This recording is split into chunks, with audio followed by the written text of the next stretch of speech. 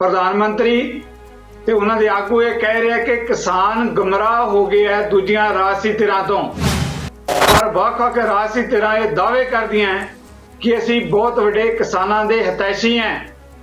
कि ये बोली उन्हां नूं मजबूरी च बोलनी पै रही है जां पिछला तजर्बा तुहाडा दसदा कि सचमुच ही पंजाब ते देश दियां राजसी धिरां किसानां दियां बहुत वड्डियां हितैषी है। ਇਹਨਾਂ ਦੀ ਹਮਦਰਦੀ ਦਾ ਤਾਂ ਜੀ ਆ ਹੁਣ 15-20 ਦਿਨਾਂ ਦਾ ਹੀ ਇਹਨਾਂ ਨੂੰ ਲੱਗਿਆ ਵੀ ਕਿਸਾਨ ਹੋਣ ਲੱਗੀ ਆ। ਜਦੋਂ ਕਿਸਾਨ ਆਪਣੇ ਘਰਾਂ ਦੇ ਵਿੱਚੋਂ ਬਾਹਰ ਨਿਕਲੇ ਆ, ਸੁਖਬੀਰ ਬਾਦਲ ਨੂੰ ਅਸੀਂ ਆਪਣਾ ਚੇਤਾਵਨੀ ਪੱਤਰ ਦੇ ਕੇ ਦੇਣ ਗਏ ਸੀਗੇ 10 ਅਗਸਤ ਨੂੰ। ਉਦੋਂ ਵੀ ਉਹਨੇ ਸਾਨੂੰ ਸਮਝਾਉਣ ਦੀ ਕੋਸ਼ਿਸ਼ ਕੀਤੀ ਵੀ ਤੁਸੀਂ ਪੜ੍ਹਦੇ ਨਹੀਂ ਇਹਨੂੰ, ਤੁਸੀਂ ਪੜ੍ਹਨ ਨਹੀਂ ਜਾਣਦੇ। ਜਦੋਂ ਥੱਲਿਓਂ ਦਬਾਅ ਬਣਿਆ, ਪ੍ਰੈਸ਼ਰ ਬਣਿਆ, ਤਾਂ ਜਿਹੜਾ ਸੀਗਾ ਆਪਣਾ ਵਜ਼ੀਰੀ ਤੋਂ ਵੀ ਅਸਤੀਫਾ ਦੇਣਾ ਪਿਆ ਤੇ ਇਹਨਾਂ ਨੂੰ ਭਾਜਪਾ ਨਾਲੋਂ ਨਾਤਾ ਵੀ ਤੋੜਨਾ ਪਿਆ। ਇਹ ਕਿਸਾਨਾਂ ਦੇ ਸੰਘਰਸ਼ ਦੀ ਜਿਹੜੀ ਦਬਾਅ ਥੱਲੇ ਕੀਤਾ, ਕੋਈ ਤਾਂ ਇਸੀ ਨਹੀਂ 10 ਸਾਲ ਪਹਿਲਾਂ ਰਾਜ ਕਰਕੇ ਗਏ ਆ। ਕੈਪਟਨ ਅਮਰਿੰਦਰ ਸਿੰਘ ਨੇ ਵੀ ਇਹ ਕਰੋਨਾ ਦੇ ਨਾਂ ਤੇ, ਜਦੋਂ ਇਹ ਸਾਰਾ ਕਰੋਨਾ ਦੀ ਬਿਮਾਰੀ ਵਾਲਾ ਚੱਲਿਆ, ਤਾਂ ਉਦੋਂ ਵੀ ਇਹਨੇ 144 ਧਾਰਾ ਲਾ ਕੇ ਕਿਸੇ ਨੂੰ ਵੀ ਜਿਹੜਾ ਸੀਗਾ ਘਰਾਂ ਦੇ ਵਿੱਚੋਂ ਨਿਕਲਣ ਦੀ ਇਜਾਜ਼ਤ ਨਹੀਂ ਸੀ। ਤੇ ਇਹ ਕਰੋਨਾ ਦੇ ਵਿੱਚ ਹੀ ਇਹਨਾਂ ਨੇ ਜਿਹੜੇ 3 ਕਿਸਾਨ ਵਿਰੋਧ ਲੈ ਕੇ ਆਂਦੇ ਆ, ਉਹ ਜਦੋਂ ਸਾਡੇ ਕਿਸਾਨਾਂ ਦੀ ਸਮਝ ਦੇ ਵਿੱਚ ਪਈ ਵੀ ਇਹ ਕਰੋਨਾ ਦੇ ਨਾਂ ਤੇ ਥੱਲੇ ਕੁਝ ਹੋਰ ਹੀ ਹੋ ਰਿਹਾ, ਤਾਂ ਅਸੀਂ ਸੜਕਾਂ ਤੇ ਆਏ। ਆਮ ਤੌਰ ਤੇ ਕਿਹਾ ਜਾਂਦਾ ਸੀ ਕਿ ਕਿਸਾਨ ਜਥੇਬੰਦੀਆਂ ਤਾਂ ਬੁੱਢਿਆਂ ਦੀਆਂ ਜਥੇਬੰਦੀਆਂ, ਇਹਦੇ ਚ ਨੌਜਵਾਨਾਂ ਦਾ ਤਾਂ ਕੋਈ ਲਾਗਾ ਦੇਗਾ ਹੀ ਨਹੀਂ ਹੁੰਦਾ। ਕਿਸਾਨ ਯੂਨੀਅਨਾਂ ਪਹਿਲਾਂ ਤੋਂ ਮੁੱਦੇ ਚੱਕਦੀਆਂ ਆ ਰਹੀਆਂ, ਚਾਹੇ ਉਹ ਪੈਸਟੀਸਾਈਡਾਂ ਦੇ ਹੋਣ, ਆਪਣਾ DAP ਮਹਿੰਗਾਈ ਦੇ ਹੋਣ, ਫਸਲਾਂ ਖਰਾਬ ਦੇ ਹੋਣ, ਪਰ ਕਿਤੇ ਨਾ ਕਿਤੇ ਸਰਕਾਰਾਂ ਦੇ ਕੰਨ ਤੇ ਜੂੰ ਸਰਕਦੀ ਉਸ ਤਰੀਕੇ ਨਾਲ ਕਦੇ ਵੀ ਨਹੀਂ ਸੀ। ਉਹਨਾਂ ਨੂੰ ਹੁੰਦਾ ਸੀ ਠੀਕ ਹੈ, ਆਪਾਂ ਹੌਲੀ ਹੌਲੀ ਠੰਡੇ ਕਰ ਲਾਂਗੇ। ਉਹ ਇਹ ਹੈ ਕਿ ਲੱਗਦਾ ਹੈ ਕਿ ਨਰਿੰਦਰ ਮੋਦੀ ਨੂੰ ਪਹਿਲੀ ਵਾਰੀ ਪੰਜਾਬੀ ਅੱਗੇ ਹੋ ਕੇ ਟੱਕਰੇ ਹੈ। ਇਹ ਐਤਕੀ ਜੀ ਪੰਜਾਬ ਨੇ ਜਿਹੜਾ ਸੰਘਰਸ਼ ਸ਼ੁਰੂ ਕੀਤਾ, ਇੱਕ ਪੰਜਾਬੀਆਂ ਦਾ ਸੰਘਰਸ਼ ਸ਼ੁਰੂ ਕੀਤਾ। ਇਹਦੇ ਚ ਕੋਈ ਜੱਟ ਜਾਂ ਕੋਈ ਹੋਰ ਜਾਤ ਪਾਤ ਜਾਂ ਇੱਥੇ ਕਿਸਾਨ, ਮਜ਼ਦੂਰ, ਛੋਟਾ ਦੁਕਾਨਦਾਰ, ਆੜਤੀਆ, ਪੱਲੇਦਾਰ, ਹਰ ਬੰਦਾ ਆਪਦਾ ਰੋਲ ਨਿਭਾਉਣ ਦੀ ਕੋਸ਼ਿਸ਼ ਕਰ ਰਿਹਾ। ਤੇ ਜਦੋਂ ਇਹ ਸੰਯੁਕਤ ਪੰਜਾਬੀਆਂ ਦੀ ਜੰਗ ਹੈ। ਨਜ਼ਰੀਏ ਦੀ ਡਿਬੇਟ ਜਗਤਾਰ ਸਿੰਘ ਸਿੱਧੂ ਵੱਲੋਂ ਦਰਸ਼ਕਾਂ ਦਾ ਸਵਾਗਤ। ਕੇਂਦਰ ਦੀ ਮੋਦੀ ਸਰਕਾਰ ਵੱਲੋਂ ਨਵੇਂ ਖੇਤੀ ਕਾਨੂੰਨਾਂ ਵਿਰੁੱਧ ਕਿਸਾਨੀ ਅੰਦੋਲਨ ਇਸ ਵੇਲੇ ਸਿਖਰ ਤੇ ਹੈ। ਕਿਸਾਨ ਜਥੇਬੰਦੀਆਂ ਜਿਨ੍ਹਾਂ ਮੁੱਦਿਆਂ ਤੇ ਲੜਾਈ ਲੜ ਰਹੀਆਂ, ਉਸ ਦਾ ਫੈਸਲਾ ਸਰਕਾਰਾਂ ਨੇ ਕਰਨਾ ਹੈ। ਇਹ ਵੱਖਰੀ ਗੱਲ ਹੈ ਕਿ ਜਦੋਂ ਵੋਟਾਂ ਦਾ ਮੌਕਾ ਆਉਂਦਾ ਹੈ ਤਾਂ ਰੰਗ ਬਰੰਗੀਆਂ ਰਾਜਸੀ ਪਾਰਟੀਆਂ, ਰਾਜਸੀ ਧਿਰਾਂ ਕਿਸਾਨਾਂ ਦੇ ਨਾਲ ਬਹੁਤ ਵੱਡੇ ਵਾਅਦੇ ਕਰਦੀਆਂ। ਮਿਸਾਲ ਵਜੋਂ ਪੰਜਾਬ 'ਚ ਮੁੱਖ ਮੰਤਰੀ ਕੈਪਟਨ ਅਮਰਿੰਦਰ ਨੇ ਜਦੋਂ ਸੱਤਾ 'ਚ ਆਉਣਾ ਸੀ, ਕਰਜ਼ੇ ਤੇ ਲਕੀਰ ਫੇਰਨ ਦੇ ਲਈ ਬਹੁਤ ਵੱਡਾ ਵਾਅਦਾ ਕੀਤਾ। ਮੁਲਕ ਦੇ ਪ੍ਰਧਾਨ ਮੰਤਰੀ ਨਰਿੰਦਰ ਮੋਦੀ ਜਿਹੜੇ ਕਿ ਦੁਨੀਆ ਫਤਿਹ ਕਰਨ ਦਾ ਨਾਅਰਾ ਦੇ ਰਹੇ ਹੈ, ਉਹਨਾਂ ਨੇ ਜਦੋਂ ਸੱਤਾ 'ਚ ਆਉਣਾ ਸੀ ਕਿਸਾਨ ਦੀ ਆਮਦਨ ਦੁੱਗਣੀ ਕਰਨ ਦੀ ਗੱਲ ਕੀਤੀ। ਤੇ ਹੁਣ ਜਿਹੜੇ ਨਵੇਂ ਖੇਤੀ ਕਾਨੂੰਨ ਬਣਾਏ ਗਏ ਆ, ਉਹ ਕਿਸਾਨੀ ਦਾ ਉਜਾੜਾ ਤਾਂ ਹਾਈ ਹੈ, ਪਰ ਸਿੱਧ ਨਜ਼ਰੀਫੀ ਦੇਖੋ, ਪ੍ਰਧਾਨ ਮੰਤਰੀ ਤੇ ਉਹਨਾਂ ਦੇ ਆਗੂ ਇਹ ਕਹਿ ਰਹੇ ਕਿ ਕਿਸਾਨ ਗੁਮਰਾਹ ਹੋ ਗਿਆ ਹੈ ਦੂਜੀਆਂ ਰਾਜਸੀ ਧਿਰਾਂ ਤੋਂ। ਸਵਾਲ ਇਹ ਪੈਦਾ ਹੁੰਦਾ ਹੈ ਕਿ ਕਿਸਾਨ ਆਪਣੇ ਨਾਲ ਜੁੜੇ ਧੰਦਿਆਂ ਦੇ ਮਾਮਲਿਆਂ ਤੇ ਆ ਫੈਸਲੇ ਕਿਉਂ ਨਹੀਂ ਲੈ ਸਕਦੇ? ਕਿਉਂ ਉਹਨਾਂ ਨੂੰ ਦੂਜਿਆਂ ਦੇ ਹੱਥਾਂ ਵੱਲ ਦੇਖਣਾ ਪੈਂਦਾ ਹੈ?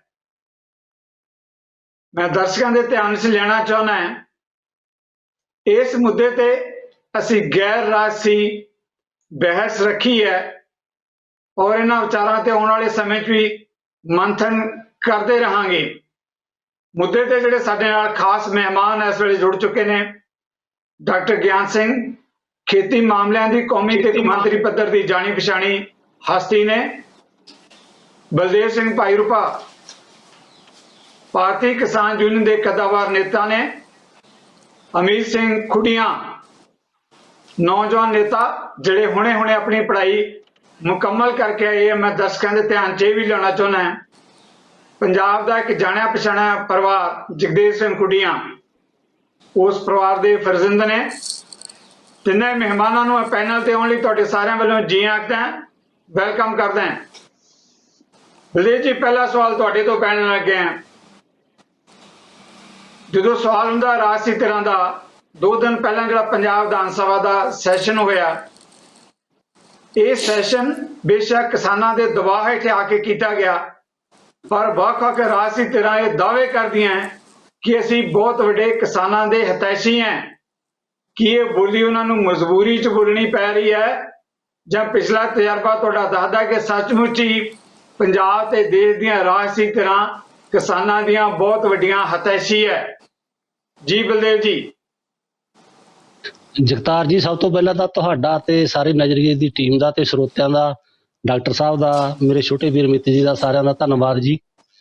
ਜਿਹੜਾ ਤੁਸੀਂ ਇਹ ਸਵਾਲ ਕੀਤਾ, ਹਾਂਜੀ, ਜਿਹੜਾ ਤੁਸੀਂ ਇਹ ਸਵਾਲ ਕੀਤਾ ਵੀ ਜਿਹੜੀਆਂ ਇਹ ਰਾਜਸੀ ਧਿਰਾਂ ਨੇ ਇਹ ਕਿਸਾਨਾਂ ਦੇ ਹਮਦਰਦੀ ਨੇ, ਇਹਨਾਂ ਦੀ ਹਮਦਰਦੀ ਦਾ ਤਾਂ ਜੀ ਆ ਹੁਣ 15-20 ਦਿਨਾਂ ਦਾ ਹੀ ਇਹਨਾਂ ਨੂੰ ਲੱਗਿਆ ਵੀ ਕਿਸਾਨ ਹੋਣ ਲੱਗੀ ਆ। ਜਦੋਂ ਕਿਸਾਨ ਆਪਣੇ ਘਰਾਂ ਦੇ ਵਿੱਚੋਂ ਬਾਹਰ ਨਿਕਲੇ ਆ, ਤੁਸੀਂ ਦੇਖਿਆ ਕਿ ਜਿਹੜੀ ਸ਼੍ਰੋਮਣੀ ਅਕਾਲੀ ਦਲ ਵਾਲੇ ਆ ਉਹ ਸਾਨੂੰ ਬੜਾ ਸਮਝਾਉਂਦੇ ਰਹੇ। ਅਸੀਂ ਮਿਲੇ ਵੀ ਉਹਨਾਂ ਨੂੰ, ਮਤਲਬ ਸੁਖਬੀਰ ਬਾਦਲ ਨੂੰ ਅਸੀਂ ਆਪਣਾ ਚੇਤਾਵਨੀ ਪੱਤਰ ਦੇ ਕੇ ਦੇਣ ਗਏ ਸੀਗੇ 10 ਅਗਸਤ ਨੂੰ। ਉਦੋਂ ਵੀ ਉਹਨੇ ਸਾਨੂੰ ਸਮਝਾਉਣ ਦੀ ਕੋਸ਼ਿਸ਼ ਕੀਤੀ ਵੀ ਤੁਸੀਂ ਪੜ੍ਹਦੇ ਨਹੀਂ ਇਹਨੂੰ, ਤੁਸੀਂ ਪੜ੍ਹਨ ਨਹੀਂ ਜਾਣਦੇ ਤੇ ਤੁਸੀਂ ਤਾਂ ਐਵੇਂ ਚੱਕ ਕੇ ਝੰਡੇ ਤੁਰ ਪੈਂਦੇ ਹੋ। ਇਹ ਬਹੁਤ ਵਧੀਆ ਕਿਸਾਨਾਂ ਦੇ ਹੱਕ 'ਚ ਆ, ਕਿਸਾਨਾਂ ਦੇ ਪੱਖ 'ਚ ਆ। ਜਦੋਂ ਅਸੀਂ ਉਹਨਾਂ ਨੂੰ ਦਲੀਲਾਂ ਦਿੱਤੀਆਂ, ਦਲੀਲਾਂ ਤਾਂ ਉਹਨਾਂ ਦਾ ਕੋਈ ਜਵਾਬ ਨਹੀਂ ਆਇਆ। ਤਾਂ ਉਹੀ ਜਦੋਂ ਥੱਲਿਓਂ ਦਬਾਅ ਬਣਿਆ, ਪ੍ਰੈਸ਼ਰ ਬਣਿਆ, ਤਾਂ ਜਿਹੜਾ ਸੀਗਾ ਆਪਣਾ ਵਜ਼ੀਰੀ ਤੋਂ ਵੀ ਅਸਤੀਫਾ ਦੇਣਾ ਪਿਆ ਤੇ ਇਹਨਾਂ ਨੂੰ ਭਾਜਪਾ ਨਾਲੋਂ ਨਾਤਾ ਵੀ ਤੋੜਨਾ ਪਿਆ। ਇਹ ਕਿਸਾਨਾਂ ਦੇ ਸੰਘਰਸ਼ ਦੀ ਜਿਹੜੀ ਦਬਾਅ ਥੱਲੇ ਕੀਤਾ, ਕੋਈ ਤਾਂ ਹਿੱਸੀ ਨਹੀਂ 10 ਸਾਲ ਪਹਿਲਾਂ ਰਾਜ ਕਰਕੇ ਗਏ ਆ। ਦੂਸਰਾ ਜਿਹੜਾ ਹੈਗਾ ਕੈਪਟਨ ਅਮਰਿੰਦਰ ਸਿੰਘ ਦੀ ਗੱਲ, ਕੈਪਟਨ ਅਮਰਿੰਦਰ ਸਿੰਘ ਨੇ ਵੀ ਇਹ ਕਰੋਨਾ ਦੇ ਨਾਂ ਤੇ, ਜਦੋਂ ਇਹ ਸਾਰਾ ਕਰੋਨਾ ਦੀ ਬਿਮਾਰੀ ਵਾਲਾ ਚੱਲਿਆ, ਤਾਂ ਉਦੋਂ ਵੀ ਇਹਨੇ 144 ਧਾਰਾ ਲਾ ਕੇ ਕਿਸੇ ਨੂੰ ਵੀ ਜਿਹੜਾ ਸੀਗਾ ਘਰਾਂ ਦੇ ਵਿੱਚੋਂ ਨਿਕਲਣ ਦੀ ਇਜਾਜ਼ਤ ਨਹੀਂ ਸੀ। ਤੇ ਇਹ ਕਰੋਨਾ ਦੇ ਵਿੱਚ ਹੀ ਇਹਨਾਂ ਨੇ ਜਿਹੜੇ 3 ਕਿਸਾਨ ਵਿਰੋਧ ਲੈ ਕੇ ਆਂਦੇ ਆ, ਉਹ ਜਦੋਂ ਸਾਡੇ ਕਿਸਾਨਾਂ ਦੀ ਸਮਝ ਦੇ ਵਿੱਚ ਪਈ ਵੀ ਇਹ ਕਰੋਨਾ ਦੇ ਨਾਂ ਤੇ ਥੱਲੇ ਕੁਝ ਹੋਰ ਹੀ ਹੋ ਰਿਹਾ, ਤਾਂ ਅਸੀਂ ਸੜਕਾਂ ਤੇ ਆਏ, ਅਸੀਂ ਲੋਕਾਂ ਨੂੰ ਜਾਗਰੂਕ ਕੀਤਾ। 5 ਵੱਡੀਆਂ ਰੈਲੀਆਂ ਪੰਜਾਬ ਦੇ ਵਿੱਚ ਕੀਤੀਆਂ। ਇਹਨਾਂ ਦਾ ਜਿਹੜਾ ਕਰੋਨਾ ਤੋੜੋ ਅਸੀਂ ਉਹਦਾ ਰੱਖਿਆ ਸੀ ਨਾਂ ਰੈਲੀਆਂ ਦਾ। ਉਸ ਤੋਂ ਬਾਅਦ ਅਸੀਂ ਪੂਰਾ ਸੰਘਰਸ਼ ਜਿਹੜਾ ਪੰਜਾਬ ਦੇ ਵਿੱਚ ਮੰਗਾਇਆ, ਤਾਂ 144 ਵੀ ਟੁੱਟ ਗਈ ਤੇ ਜਿਹੜੇ ਕਿਸਾਨਾਂ ਦੇ ਉੱਤੇ ਦਰਜ ਪਰਚੇ ਦਰਜ ਕੀਤੇ ਸੀ ਇਹਨਾਂ ਨੇ, ਉਹ ਵੀ ਕਹਿੰਦੇ ਅਸੀਂ ਵਾਪਸ ਲਵਾਂਗੇ, ਅੱਗੇ ਤੋਂ ਕੋਈ ਪਰਚਾ ਨਹੀਂ ਹੋਵੇਗਾ। ਸੋ ਇਸ ਕਰਕੇ ਜਿਹੜਾ ਹੈਗਾ ਤੈਸੀ ਤੂਸੀ ਵਾਲੀ ਗੱਲ ਤਾਂ ਸਿੱਧੂ ਸਾਹਿਬ ਜੀ ਕੋਈ ਨਹੀਂ ਹੈ ਨਹੀਂ, ਪਰ ਇਹ ਕਿਸਾਨਾਂ ਦੇ ਸੰਘਰਸ਼ ਦੇ, ਕਿਸਾਨਾਂ ਦੇ ਦਬਾਅ ਦੇ, ਇਹ ਪੂਰੀ ਆਵਾਜ਼ ਪੰਜਾਬ ਦੀ ਜਦੋਂ ਬਾਹਰ ਨਿਕਲੀ ਆ, ਤਾਂ ਇਹਨਾਂ ਨੂੰ 2022 ਵੀ ਦਿਸ ਰਿਹਾ ਸਾਰੀਆਂ ਪਾਰਟੀਆਂ ਨੂੰ।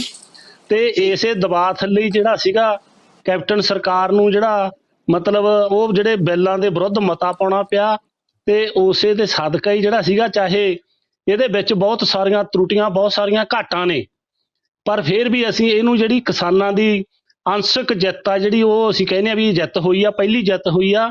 ਜਿਹੜੀਆਂ ਪੰਜਾਬ ਦੀਆਂ ਰਾਜਸੀ ਧਿਰਾਂ ਨੇ ਸਾਰੀਆਂ, ਉਹ ਜਿਹੜੀ ਹੈਗੀ ਆ ਹੁਣ ਕਿਸਾਨਾਂ ਦੇ ਜਿਹੜੇ ਸਾਰੇ ਆਪਣੇ ਆਪ ਨੂੰ ਆਪਣੀ ਪਿੱਠ ਥਾਪੜ ਰਹੇ ਆ ਕਿ ਅਸੀਂ ਸਾਰੇ ਕਿਸਾਨਾਂ ਦੇ ਹਿੱਸੀ ਆ। ਇਹ ਵਾਰੀ ਸਰਕਾਰਾਂ ਬਦਲ ਕੇ ਆਉਂਦੀਆਂ ਰਹੀਆਂ, ਕਿੰਨਾ ਕੁ ਹਿੱਸਾ ਸੀ ਇਹ, ਕਿੰਨਾ ਕੁ ਸਰਕਾਰਾਂ ਨੇ, ਕਿੰਨੇ ਕੁ ਜਿਹੜੇ ਸਾਡੇ ਸੀ ਸਿੱਧੂ ਸਾਹਿਬ ਇਹਨਾਂ। ਹਾਂਜੀ ਜੀ ਇਸ ਮੁੱਦੇ ਤੇ ਮੈਂ ਵਾਪਸ ਆਵਾਂਗਾ ਤੁਹਾਡੇ ਵੱਲ ਬਲਦੇਵ ਜੀ, ਮੈਂ ਮੁੜ ਕੇ ਆਣਾ ਤੁਹਾਡੇ ਵੱਲ ਇਸੇ ਮੁੱਦੇ ਤੇ। ਅਮੀਤ ਜੀ, ਜਿਸ ਮਾਮਲੇ ਤੇ ਗੱਲ ਕਰ ਰਹੇ ਆ, ਜਿੱਦਾਂ ਤੁਸੀਂ ਕਿਸਾਨ ਨੇਤਾ ਨੂੰ ਸੁਣਿਆ ਕਿ ਜੇ ਕੁਝ ਰਾਜਸੀ ਧਿਰਾਂ ਨੇ ਕੀਤਾ ਤਾਂ ਉਹ ਕਿਸਾਨ ਜਥੇਬੰਦੀਆਂ ਦਾ ਦਬਾਅ ਹੈ। ਇੱਕ ਸਵਾਲ ਮੈਂ ਅਮੀਤ ਖਾਸ ਤੌਰ ਤੇ ਤੁਹਾਡੇ ਕੋਲੋਂ ਲੈਣਾ ਚਾਹੁੰਦਾ ਹੈ। ਇਸ ਅੰਦੋਲਨ ਦੀ ਜਿਹੜੀ ਵੱਖਰੀ ਗੱਲ ਨਵੇਕਲੀ ਕਿਸਮ ਦੀ ਨਜ਼ਰ ਆਈ ਹੈ, ਮੈਂ ਵੀ ਬੜੇ ਲੰਬੇ ਸਮੇਂ ਤੋਂ ਕਿਸਾਨੀ ਅੰਦੋਲਨਾਂ ਨੂੰ ਕਵਰ ਕਰਦਾ ਦੇਖਦਾ ਆ ਰਿਹਾ ਹਾਂ।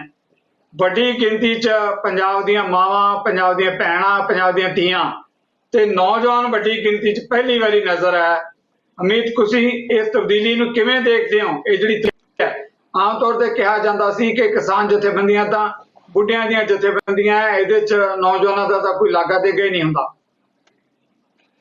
ਜੀ ਅਮੀਤ ਜੀ, ਸਭ ਤੋਂ ਪਹਿਲਾਂ ਤਾਂ ਜੀ ਮੈਨੂੰ ਦੱਸੋ ਜਗਤਾਰ ਜੀ, ਮੇਰੀ ਆਵਾਜ਼ ਸਾਫ਼ ਆ ਰਹੀ ਹੈ?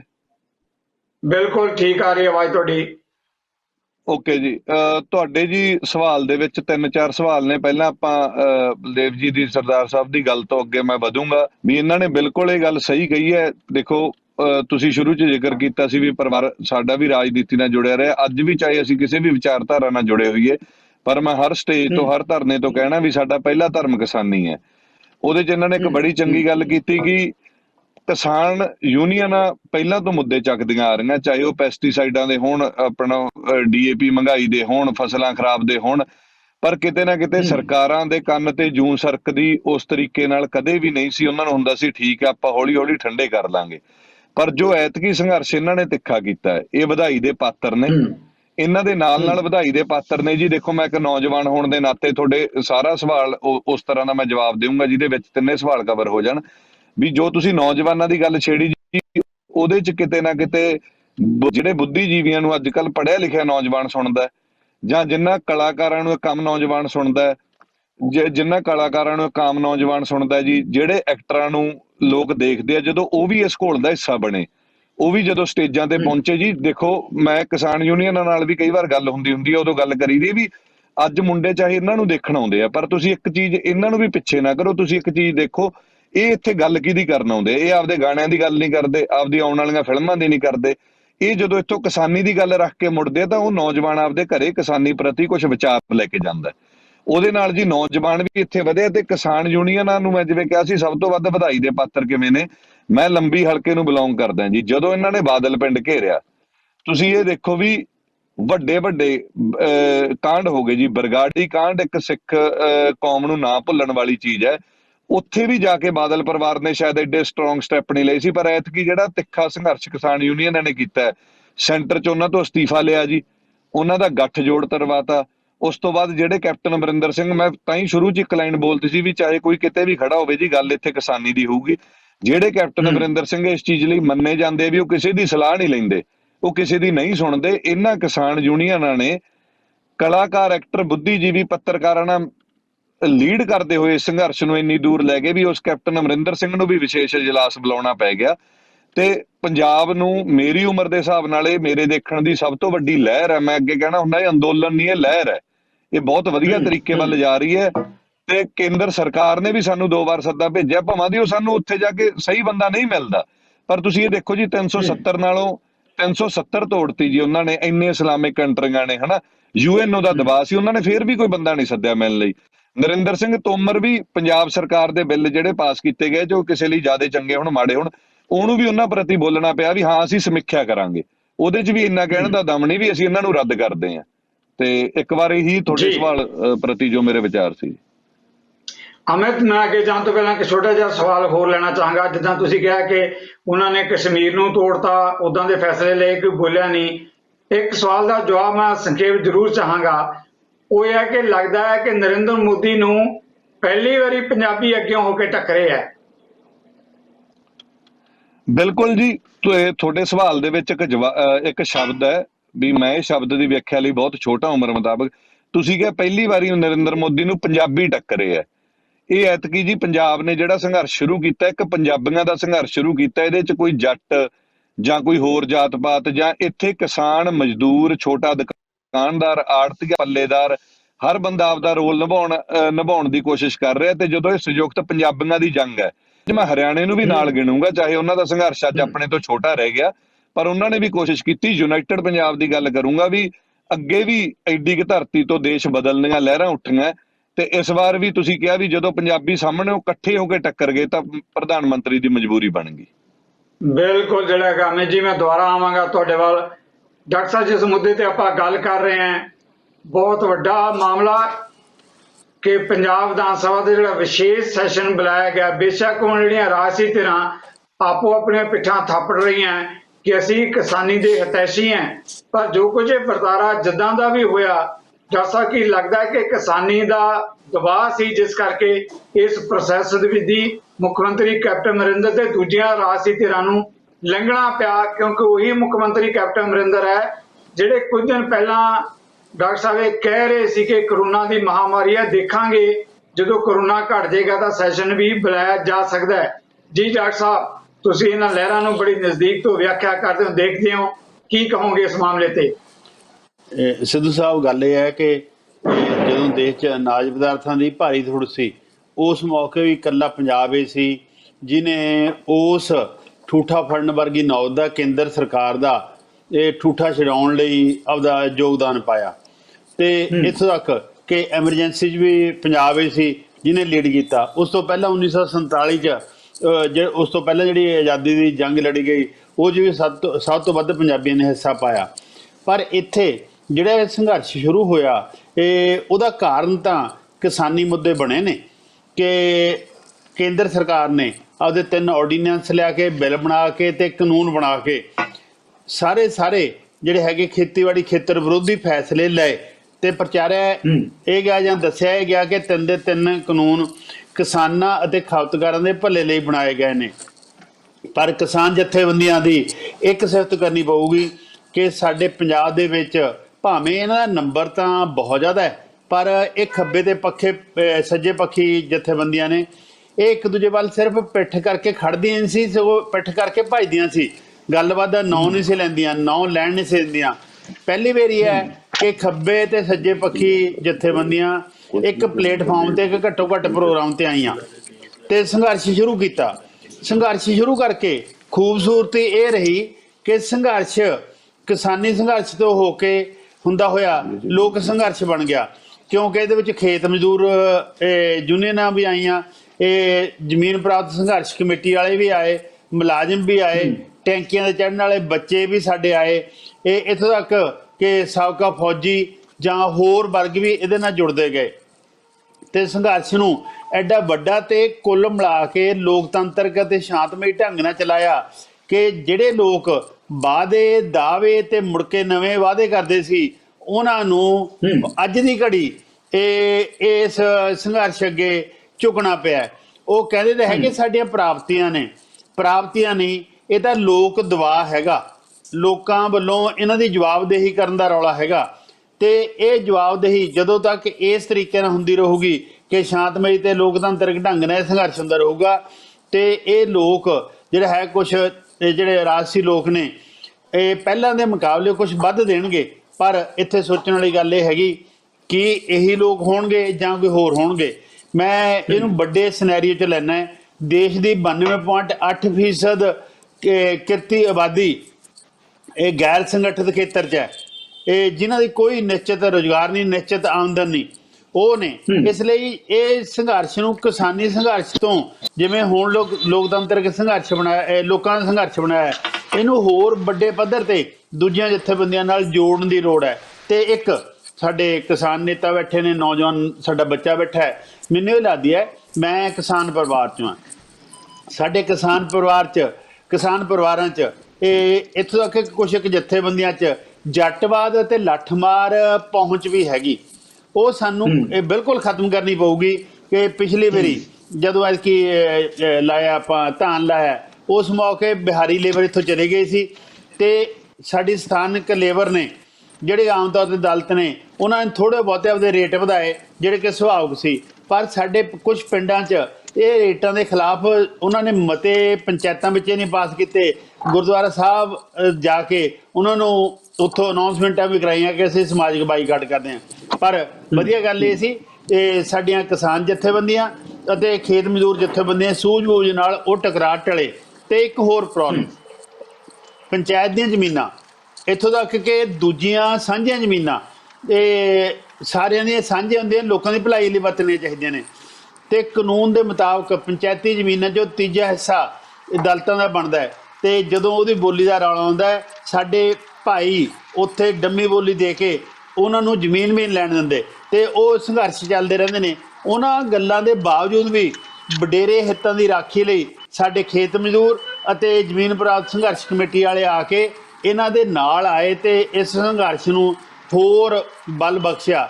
ਇਸ ਲਈ ਜਿਹੜਾ ਸੰਘਰਸ਼ ਚੱਲ ਰਿਹਾ ਹੈ ਇਹ ਸੰਘਰਸ਼ ਕਿਸਾਨੀ ਤੋਂ ਲੋਕ ਸੰਘਰਸ਼ ਵੱਲ ਵਧਿਆ। ਤੇ ਥੈਂਕ ਯੂ ਡਾਕਟਰ ਸਾਹਿਬ। ਬਲਦੇਵ ਜੀ, ਤੁਸੀਂ ਡਾਕਟਰ ਗਿਆਨ ਸਿੰਘ ਦੇ ਕਮੈਂਟ ਸੁਣਿਆ, ਉਹਨਾਂ ਨੇ ਕਿਹਾ ਵੀ ਕਿਸ ਤਰੀਕੇ ਦੇ ਨਾਲ ਜਿਹੜਾ ਹੈ ਇਹ ਸੰਘਰਸ਼ ਲੋਕਾਂ ਦਾ ਸੰਘਰਸ਼ ਬਣ ਗਿਆ। ਪਰ ਅਜੇ ਵੀ ਬਹੁਤ ਸਾਰੇ ਵਰਗ ਹੈ, ਦਲਿਤ ਭਾਈਚਾਰਾ ਹੈ, ਹੋਰ ਵਰਗ ਹੈ ਜਿਨ੍ਹਾਂ ਨੂੰ ਕਲਾਵੇ 'ਚ ਲੈਣ ਦੀ ਜ਼ਰੂਰਤ ਹੈ ਤਾਂ ਕਿ ਸੰਘਰਸ਼ ਜਿਹੜਾ ਹੈਗਾ ਉਸ ਕਦਰ ਜਿਹੜਾ ਪਹੁੰਚ ਸਕੇ ਕਿ ਜਿੱਥੇ ਕਿਸਾਨੀ ਦੀਆਂ ਮੰਗਾਂ ਹੈਗੀਆਂ ਉਹਦੇ ਲਈ ਕੇਂਦਰ ਦੀ ਮੋਦੀ ਸਰਕਾਰ ਨੂੰ ਚੁੱਕਣਾ ਪਏ। ਕੀ ਲੱਗਦਾ ਕਿ ਸੰਘਰਸ਼ ਨੂੰ ਅਜੇ ਹੋਰ ਮਜ਼ਬੂਤ ਕਰਨ ਦੀ ਲੋੜ ਹੈ ਬਲਦੇਵ ਜੀ?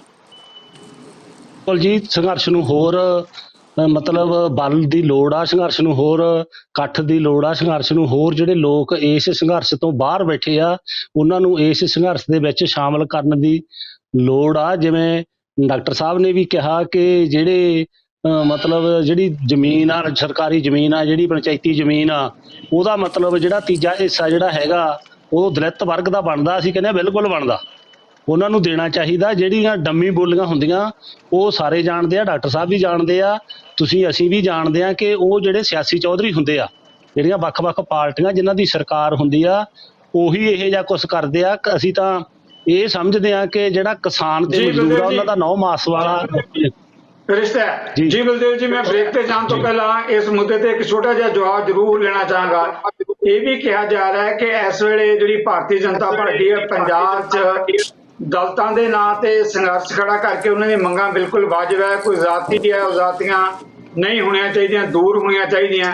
ਪਰ ਕਿਤੇ ਇਹ ਪ੍ਰਭਾਵ ਜਾ ਰਿਹਾ ਹੈ ਕਿ ਭਾਜਪਾ ਜਿਹੜੀ ਹੈਗੀ ਹੈ ਹੁਣ ਕਿਸਾਨੀ ਅੰਦੋਲਨ ਦੇ ਮੌਕੇ ਤੇ ਇਸ ਤਰ੍ਹਾਂ ਦਾ ਇੱਕ ਦਲਿਤ ਅੰਦੋਲਨ ਪੋਲੀਟੀਕਲ ਤੌਰ ਤੇ ਖੜਾ ਕਰਨਾ ਚਾਹੁੰਦੀ ਹੈ ਤਾਂ ਕਿ ਇੱਕ ਨਵੀਂ ਕਿਸਮ ਦਾ ਮਾਹੌਲ ਬਣਾਇਆ ਜਾ ਸਕੇ। ਇਸ ਟਕਰਾਅ ਤੋਂ ਵੀ ਬਚਣ ਦੀ ਲੋੜ ਹੈ, ਜਿੱਦਾਂ ਡਾਕਟਰ ਗਿਆਨ ਸਿੰਘ ਜੀ ਨੇ ਕਿਹਾ। ਬਿਲਕੁਲ ਜੀ, ਬਿਲਕੁਲ ਬਹੁਤ ਚੁਕੰਨੇ ਆ ਸਾਡੇ ਆਗੂ, ਅਸੀਂ ਚੁਕੰਨੇ ਆ। ਅਸੀਂ ਜਿਹੜਾ ਹਰੇਕ ਸਟੇਜ ਤੋਂ ਸਾਡੀ ਤੋਂ ਇਹ ਅਨਾਉਂਸ ਹੁੰਦਾ ਕਿ ਸਾਡੇ ਜਿਹੜੇ ਇਹ ਸੰਘਰਸ਼ ਆ ਇਹ ਲੰਮੇ ਆ, ਇਹਨਾਂ ਨੇ ਐਡੀ ਛੇਤੀ ਜਿਹੜੀ ਹੈਗੀ ਆ ਇਹ ਸਾਮਰਾਜਵਾਦੀ ਜਿਹੜੇ ਉਹਨਾਂ ਦੇ ਟੁੱਕੜ ਬੋਚ ਆ, ਇਹਨਾਂ ਨੇ ਐਡੀ ਜਲਦੀ ਨਹੀਂ ਮੰਨਣਾ। ਤੇ ਅਸੀਂ ਕਿਸੇ ਵੀ ਟਕਰਾਅ ਦੇ ਵਿੱਚ ਪੀਸਫੁਲ ਸ਼ਾਂਤਮਈ ਧਰਨੇ ਜਿਹੜੇ ਹੈਗੇ ਅਸੀਂ ਦੇਣੇ ਆ। ਅਸੀਂ ਹਰੇਕ ਪੱਖੋਂ ਚੌਕਸ ਰਹਿ ਕੇ ਇਹਦੇ ਵਿੱਚ ਕੋਈ ਵੀ ਜਿਹੜਾ ਹੈਗਾ ਇਸ ਤਰ੍ਹਾਂ ਦੀ ਕੋਈ ਘਟਨਾ ਨਹੀਂ ਵਾਪਰਨ ਦੇਣੀ ਚਾਹੁੰਦੇ ਕਿ ਸਾਡੇ ਇਸ ਅੰਦੋਲਨ ਨੂੰ ਜਿਹੜਾ ਹੈਗਾ ਕੋਈ ਢਾਹ ਲੱਗੇ। ਦੂਰੀ ਬ੍ਰੇਕ ਦੀ ਮੈਂ ਵਾਪਸ ਆਣਾ ਇਹਨਾਂ ਮੁੱਦਿਆਂ ਤੇ ਲੈਣਾ ਇੱਕ ਛੋਟੀ ਜਿਹੀ ਬ੍ਰੇਕ ਤੋਂ ਬਾਅਦ ਇਸੇ ਮੁੱਦੇ ਤੇ ਆ ਰਹੇ ਵਾਪਸ। ਪੰਜਾਬ ਦਾ ਕਿਸਾਨੀ ਅੰਦੋਲਨ ਕਿਵੇਂ ਬਣ ਰਿਹਾ ਲੋਕਾਂ ਦੀ ਆਵਾਜ਼, ਗੱਲ ਕਰਾਂਗੇ ਇਹਨਾਂ ਮੁੱਦਿਆਂ ਤੇ ਛੋਟੀ ਜਿਹੀ ਬ੍ਰੇਕ ਦੇ ਬਾਅਦ। ਨਜ਼ਰੀਏ ਦੀ ਟੀਵੀ ਦਰਸ਼ਕਾਂ ਦਾ ਸਵਾਗਤ। ਆਪਾਂ ਚਰਚਾ ਕਰ ਰਹੇ ਹਾਂ ਕਿਸਾਨੀ ਮੁੱਦੇ ਤੇ। ਬਲਦੇਵ ਜੀ, ਬ੍ਰੇਕ ਤੋਂ ਪਹਿਲਾਂ ਤੁਸੀਂ ਜਿਸ ਮੁੱਦੇ ਤੇ ਗੱਲ ਕਰ ਰਹੇ ਸੀ, ਖਾਸ ਤੌਰ ਤੇ ਪੋਲੀਟੀਕਲ ਪਾਰਟੀਆਂ ਦੇ ਵਰਤਾਰੇ ਬਾਰੇ ਮੈਂ ਜ਼ਰੂਰ ਸਵਾਲ ਲੈਣਾ ਚਾਹਾਂਗਾ ਕਿ ਜਦੋਂ ਵੋਟਾਂ ਦਾ ਮੌਕਾ ਹੁੰਦਾ, ਕੈਪਟਨ ਅਮਰਿੰਦਰ ਉਹਨਾਂ ਨੇ ਕਿਸਾਨੀ ਕਰਜ਼ੇ ਤੇ ਲਕੀਰ ਫੇਰਨ ਦੀ ਗੱਲ ਕੀਤੀ। ਪ੍ਰਧਾਨ ਮੰਤਰੀ ਨਰਿੰਦਰ ਮੋਦੀ ਆਮਦਨ ਦੁੱਗਣੀ ਕਰਨ ਦੀ ਗੱਲ ਕਰ ਰਹੇ ਆ, ਪਰ ਜਿਹੜੇ ਬਿੱਲ ਲਿਆਂਦੇ ਆ ਉਹ ਕਿਸਾਨੀ ਦੇ ਉਜਾੜੇ ਲਈ ਹੈ, ਜਿਨ੍ਹਾਂ ਦੇ ਖਿਲਾਫ ਤੁਸੀਂ ਲੜਾਈ ਲੜ ਰਹੇ ਹੋ। ਇਹ ਪੋਲੀਟੀਕਲ ਪਾਰਟੀਆਂ ਦਾ ਜਿਹੜਾ ਵਰਤਾਰਾ ਹੈ, ਇਸ ਨੂੰ ਰੋਕਣ ਦੀ ਬਹੁਤ ਵੱਡੀ ਜ਼ਰੂਰਤ ਹੈ। ਇਸ ਮੁੱਦੇ ਦੇਖਦੇ ਹੋ ਕਿ ਜਦੋਂ ਚੋਣਾਂ ਆਉਂਦੀਆਂ ਕਿਵੇਂ ਲੋਕਾਂ ਨੂੰ ਠੱਗਿਆ ਜਾਂਦਾ, ਬਾਅਦ ਵਿੱਚ ਤੁਸੀਂ ਉਹਨੇ ਪੋਲੀਟੀਕਲ ਪਾਰਟੀਆਂ ਅੱਗੇ ਜਾ ਕੇ ਲੜਾਈਆਂ ਲੜਦੇ ਹੋ ਕਿ ਸਾਡੀ ਗੱਲ ਮੰਨੀ ਜਾਏ। ਜੀ ਬਲਦੇਵ ਜੀ। ਹਾਂਜੀ, ਇਹ ਜਿਹੜੇ ਜਦੋਂ ਵੋਟਾਂ ਆਉਂਦੀਆਂ ਇਹ ਵੱਖ-ਵੱਖ ਜਿਹੜੀਆਂ ਰੰਗਾਂ ਦੀਆਂ ਪਾਰਟੀਆਂ, ਚਾਹੇ ਭਾਜਪਾ ਵਾਲੇ ਆ ਚਾਹੇ ਕਾਂਗਰਸ ਵਾਲੇ ਆ, ਇਹ ਸਾਡੇ ਲੋਕਾਂ ਨੂੰ ਗੁੰਮਰਾਹ ਕਰਕੇ, ਸਾਡੇ ਲੋਕਾਂ ਨੂੰ ਛੋਟੇ-ਛੋਟੇ ਲਾਲਚ ਦੇ ਕੇ ਇਹ ਵੋਟਾਂ ਬਟੋਰ ਲੈਂਦੇ ਆ, ਝੂਠੇ ਲਾਰੇ ਲਾਉਂਦੇ ਆ, ਝੂਠੇ ਵਾਅਦੇ ਕਰਦੇ ਆ। ਜਿਵੇਂ ਤੁਸੀਂ ਕਿਹਾ ਸਿੱਧੂ ਸਾਹਿਬ ਕਿ ਕੈਪਟਨ ਸਰਕਾਰ ਨੇ ਬੜੇ ਹਿੱਕ ਠੋਕ ਕੇ ਸਰਕਾਰ ਵੰਡ ਤੋਂ ਪਹਿਲਾਂ ਵੀ ਆਪਣੇ ਚੋਣ ਮੈਨੀਫੈਸਟੋ ਦੇ ਵਿੱਚ ਵੀ, ਤੇ ਜਦੋਂ ਸਰਕਾਰ ਬਣੀ ਆ ਪਹਿਲੀ ਕੈਬਨਿਟ ਦੀ ਮੀਟਿੰਗ ਕੀਤੀ ਆ ਉਦੋਂ ਵੀ ਇਹਨੇ ਮਤਲਬ ਆਪਣੇ ਤੁਹਾਡੇ ਮੀਡੀਆ ਰਾਹੀਂ ਹਿੱਕ ਠੋਕੀ ਸੀ ਵੀ 3 ਤਰ੍ਹਾਂ ਦਾ ਕਰਜ਼ਾ, ਆੜ੍ਹਤੀਆਂ ਦਾ, ਸਹਿਕਾਰੀ ਬੈਂਕਾਂ ਦਾ ਤੇ ਜਿਹੜੇ ਹੈਗੇ ਆ ਦੂਸਰੇ ਬੈਂਕਾਂ, ਉਹਨਾਂ ਦੇ ਜਿਹੜੇ ਹੈਗੇ ਆ 3 ਤਰ੍ਹਾਂ ਦੇ ਕਰਜ਼ੇ ਅੱਜ ਤੋਂ ਸਾਡੇ ਹੋ ਗਏ ਆ। ਤੇ ਉਹ ਕਰਜ਼ੇ ਮਾਫ ਕਰਨ ਵਾਲਾ ਇਹਨਾਂ ਦਾ ਹਾਲ ਕੀ ਹੋਇਆ ਉਹ ਤੁਹਾਨੂੰ ਸਾਰਿਆਂ ਨੂੰ ਪਤਾ ਕਿ ਸਾਰੇ ਕਰਜ਼ੇ ਮਾਫ ਕਰਨ ਵਾਲੇ 2.5 ਕਿੱਲਿਆਂ ਤੱਕ ਦੇ ਅੱਜ ਤੱਕ ਦੇ ਕਰਜ਼ੇ ਜੋ ਕਿਸਾਨ ਆ ਜਿਹੜੇ ਉਹ ਰੁਲ ਰਹੇ ਆ, ਉਹ ਝਾਕ ਰਹੇ ਆ ਕਿ 2.5 ਕਿੱਲਿਆਂ ਵਾਲੇ ਦੇ ਕਰਜ਼ੇ ਕਦੋਂ ਮਾਫ ਹੋਣਗੇ, ਉਹ ਨਹੀਂ ਹੋਏ ਹਾਲ ਤੱਕ। ਤੇ ਦੂਸਰਾ ਜਿਹੜਾ ਹੈਗਾ ਮੋਦੀ ਸਰਕਾਰ ਵੀ ਉਹਨੇ ਵੀ ਵਾਅਦਾ ਕੀਤਾ ਸੀ ਕਿ ਮੈਂ ਡਾਕਟਰ ਸਵਾਮੀਨਾਥਨ ਕਮੇਟੀ ਦੀਆਂ ਸਿਫਾਰਿਸ਼ਾਂ ਨੂੰ ਲਾਗੂ ਕਰੂੰਗਾ, ਤੇ ਉਹਨੇ ਕੋਈ ਕਿਹੜੀਆਂ ਲਾਗੂ ਕਰਨੀਆਂ ਸੀ, ਉਹਨਾਂ ਨੇ ਸ਼ਾਂਤਾ ਕੁਮਾਰ ਵਰਗੀਆਂ ਕਮੇਟੀਆਂ ਬਣਾ ਕੇ ਉਹਨਾਂ ਸਾਰੇ ਮੁੱਦਿਆਂ ਦੇ ਉੱਤੇ ਪਾਣੀ ਫੇਰਤਾ। ਉਹਨਾਂ ਸਾਰੇ ਮੁੱਦਿਆਂ ਨੂੰ ਦੱਬ ਕੇ ਕਿਸਾਨੀ ਦੀ ਮੈਨੂੰ ਐ ਸਮਝ ਨਹੀਂ ਆਉਂਦੀ, ਹਜੇ ਵੀ ਕਹੀ ਜਾਂਦੇ ਆ ਕਿ ਕਿਸਾਨੀ ਦੀ ਆਮਦਨ ਦੁੱਗਣੀ ਕਰ ਦਿਆਂਗੇ। ਕਾਹਦੇ ਨਾਲ ਦੁੱਗਣੀ ਕਰ ਦਿਆਂਗੇ?